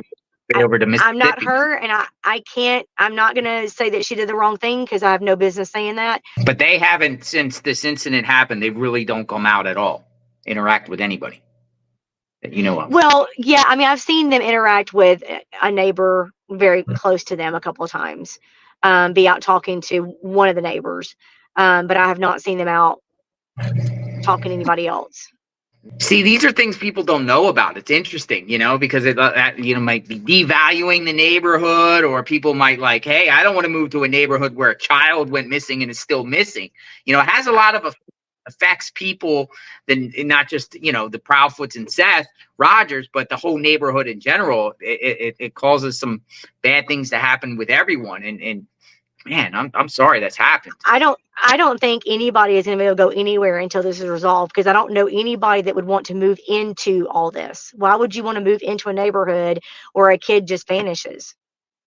Exactly, because there's the type of neighborhood where you want to have a family, build your dreams, career, raise your children, and safely and securely. Yes. I know for me, I don't want to get into their personal business. I just don't want to be that neighbor that's all like super nosy and thinks that she knows everything, because I don't know what happened. I don't understand. This kid did not just vanish. He just didn't vanish. Okay, everyone, lots to unpack. Lady Freedom here, coming at you with another raw narrative. I hope you enjoyed it. Today is June 15th, 2024, and Sebastianrogers is still missing. He has been missing for 111 days today. And I'm not going to keep you long here with my commentary. I think the video and Bobbie the Brave's footage speaks for herself. Special thanks to JLR. For those of you who don't know, when I started my YouTube channel a couple of months ago, I actually used some of JLR's footage of Sebastian's neighborhood and the drive from Texas Roadhouse to show that the Proudfoots were not putting out the yard signs as they promised they were. And also a very special shout out to Smiley, because she had her audio from her interview with the Proudfoots, and that's how we broke that the Proudfoots were not putting up the yard signs. And so special thanks for him bringing Bobbie on and sharing all of this new information with us. Some of it is older information, but it's also solidifying and confirming other information and corroborating stories. And so that was super helpful. So let's jump right into this. According to Bobbie, who is the neighbor, she is OG neighbor, right? So she's been in the neighborhood for quite some time, as well as her family. She is an admin for the neighborhood Facebook group, and so she is very dedicated and loyal to her neighborhood. Let's just say that. So Bobbie says that the Proudfoots moved into Stafford Court about 1.5 years ago. So we're just going to say 2 years just to kind of round it off, give a little bit extra time, because she also did state that she didn't even know that the older elderly neighbors that had moved out of the home, who were the original owners, had moved. So she wasn't aware of that. So we'll just say they were living there about 2 years, because we do know that Sebastian was going to 8th grade and he did attend school in the area. Now, Bobbie's accounts are very different from Chris and Katie Proudfoot's accounts, of course. I mean, lie after lie, I'm catching them in lies. I have tons of video that I've been working on, and I'm going to be putting that out. But when this bombshell interview came out, I had to add it in because it just fits the timeline and it helps out a ton. And so she says that it didn't even look like they had kids, because they don't have toys in the yard. They don't have any scooters out. Now, I did notice this as well, but I figured since they had the 3-car garage that all of the toys were in the garage, and they were just, they made sure that they picked up after themselves. Some people leave their kids' toys out in the yard, and some people pick up after themselves. So I just assumed that they were in the garage, but it turns out that Sebastian didn't have any toys outside because he didn't go outside. It sounds like everything that he was doing, he was kept inside. And if you notice, like in their neighborhood, there's tons of different little cul-de-sacs. So there's like 3 cul-de-sacs in their neighborhood, and there's swimming pools and things like that. And so it just seems like he never had the opportunity, because if he would have been riding a scooter down the road, maybe he would have met somebody out there that invited him over to play. And so it's just extremely sad. She also noted that there wasn't like a trampoline or any kind of playground outside for him to just go outside. There is one at his next door neighbor's. Now, the last proof of life that we have for Sebastian is, in fact, the Texas Roadhouse video, because as we know now, Bobbie has stated that when she was able to look at the video, and when she was able to talk to the people who obtained this video from their personal camera footage, that there was just a silhouette that you can see. And this was confirmed by Seth Rogers. And so I'm going to pull that video in too, because I have it. And it was confirmed by Seth that you couldn't really tell who was taking the trash out. And so he was demanding proof of life, and they did show him the Texas Roadhouse video as proof of life. So that is the last known footage of Sebastianrogers. Now, in the beginning, and even Bobbie confirmed this as well, and this is something that I have been talking about, and I understand that I've gone pretty hard on the police on this, and it's not because I'm trying to be disrespectful. I'm just very frustrated, and so it reflects in my creations. But the police focused on the aspect of Sebastian being a runaway.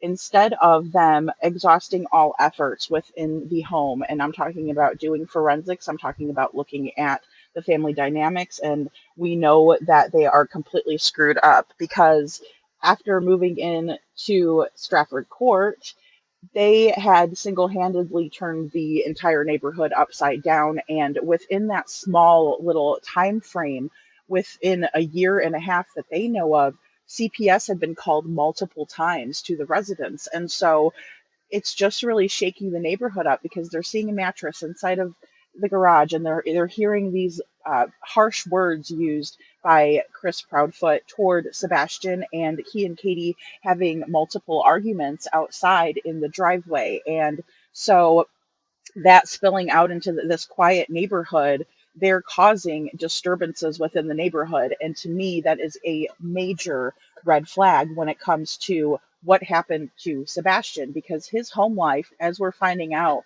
was not what a child that has autism or any child should ever have to endure. And we don't even know the half of it. These are just the things that we have been able to confirm. Now, I did dust off the flashlight video, but it was not far off. I didn't have to look far for it because I've kept it close. I always said, and I invite you to watch my previous videos, I've always said that I knew it was a garbage truck that pulled through the neighborhood at 3 o'clock in the morning. And so I've kept that video close to me, but without having the factual information, I didn't want to put it out into my raw narrative because I don't like to put lies into my raw narratives unless they're coming from Chris and Katie Proudfoot, and I'm calling them out on their lies. I digress. So Chris and Katie, they didn't like that flashlight video coming out. I mean, you can look back into the video. That's why I put the clips in when it was talked about. And Chris was very adamant, and he also did like a gorilla face, like he was mad on Nancy Grace. It's kind of gross, and I'm so sick of having to edit his face.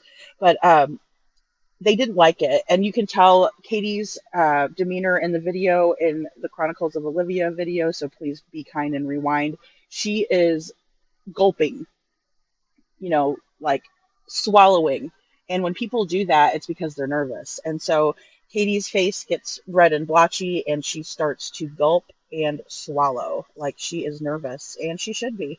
So we do confirm that there was an Uber ordered at 5:30 a.m. to Devon, the street Devon in their neighborhood, and that neighbor had to go to the airport, so he had ordered an Uber. Ubers come and pick you up from the front of your house, or they pull into your driveway. I've Ubered a ton.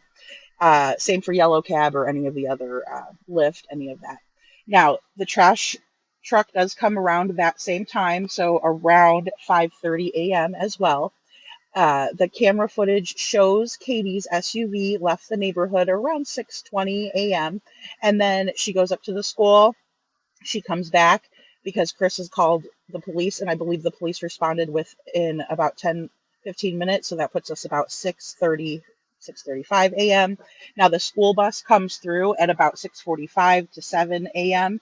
Now let's go back to 3:10 a.m. There is an unidentified car that is on the corner. It's parked on the corner of Stafford and Kellen, and it's parked there for 3 to 5 minutes. The flashlights came towards it through the common area, and only one flashlight comes back through in a hurried manner. Now, the car does back up onto Kellen, and it leaves the neighborhood. Kellen is the main road that you use to get into the neighborhood, and then when it forks off and there's a curve, that's the Proudfoot Street, which is Stafford Court.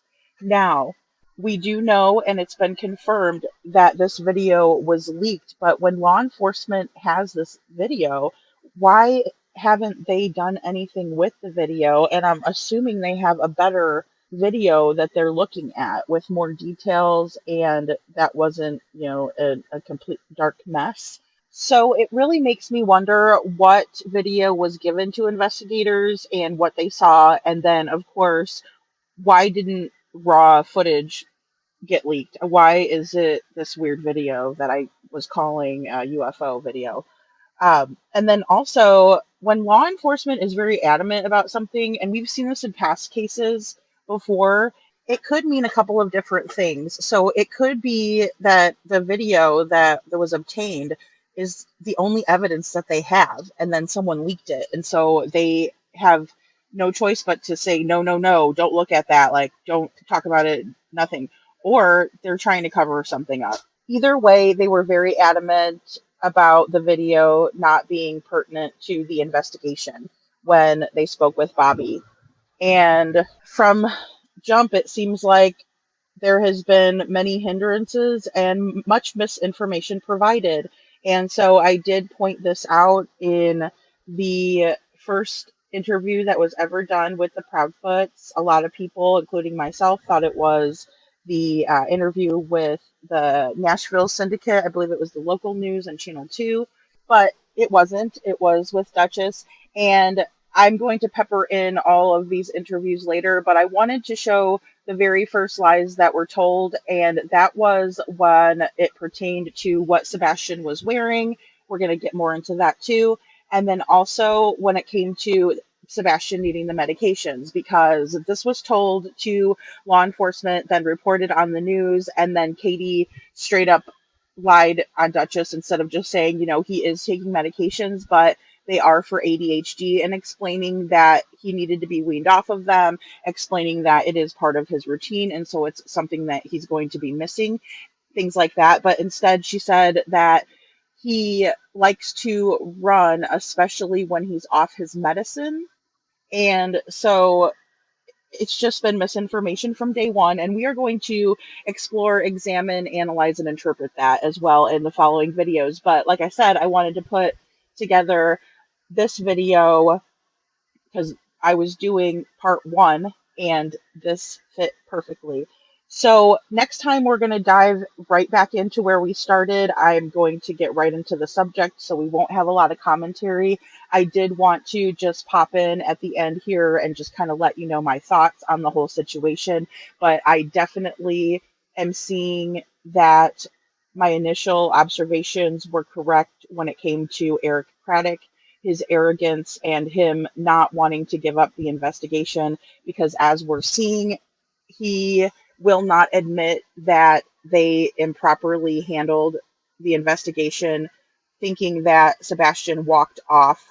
He didn't think he left with without his shoes on, but he did assume and was operating under the assumption that Sebastian walked off, and that was information that was given from Katie Proudfoot to law enforcement. So I can't fault him for that. I just wish in hindsight that he would have invested the time and efforts within the home, because as we're seeing, and we saw on the press conference in the video, that they had tracked everything, and that was on a 3-mile radius. They also searched that same 3-mile radius 4 times, and they found nothing, or were expected to believe that they found nothing. I understand fully that there's only one, and I repeat, you only get one bite at the apple when it comes to charging someone and it coming to fruition. So there's no double jeopardy. That is part of our justice system. And so when you charge someone and you put them on trial, you had better have the evidence that is needed to convict. And so I believe that they do not have a big enough case. I believe that they may be building one behind the scenes. I sure hope so. But to charge these people, they have to have the evidence and enough of it to bring the justice that needs to be had.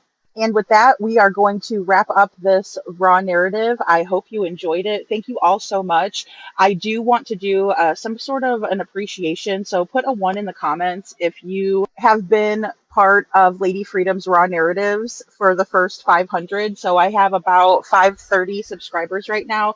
And once I get to 1,000, I'll do another appreciation. So put a 1 in the comments for me, because all of you are so very appreciated. And like I said before, I look forward to building a community.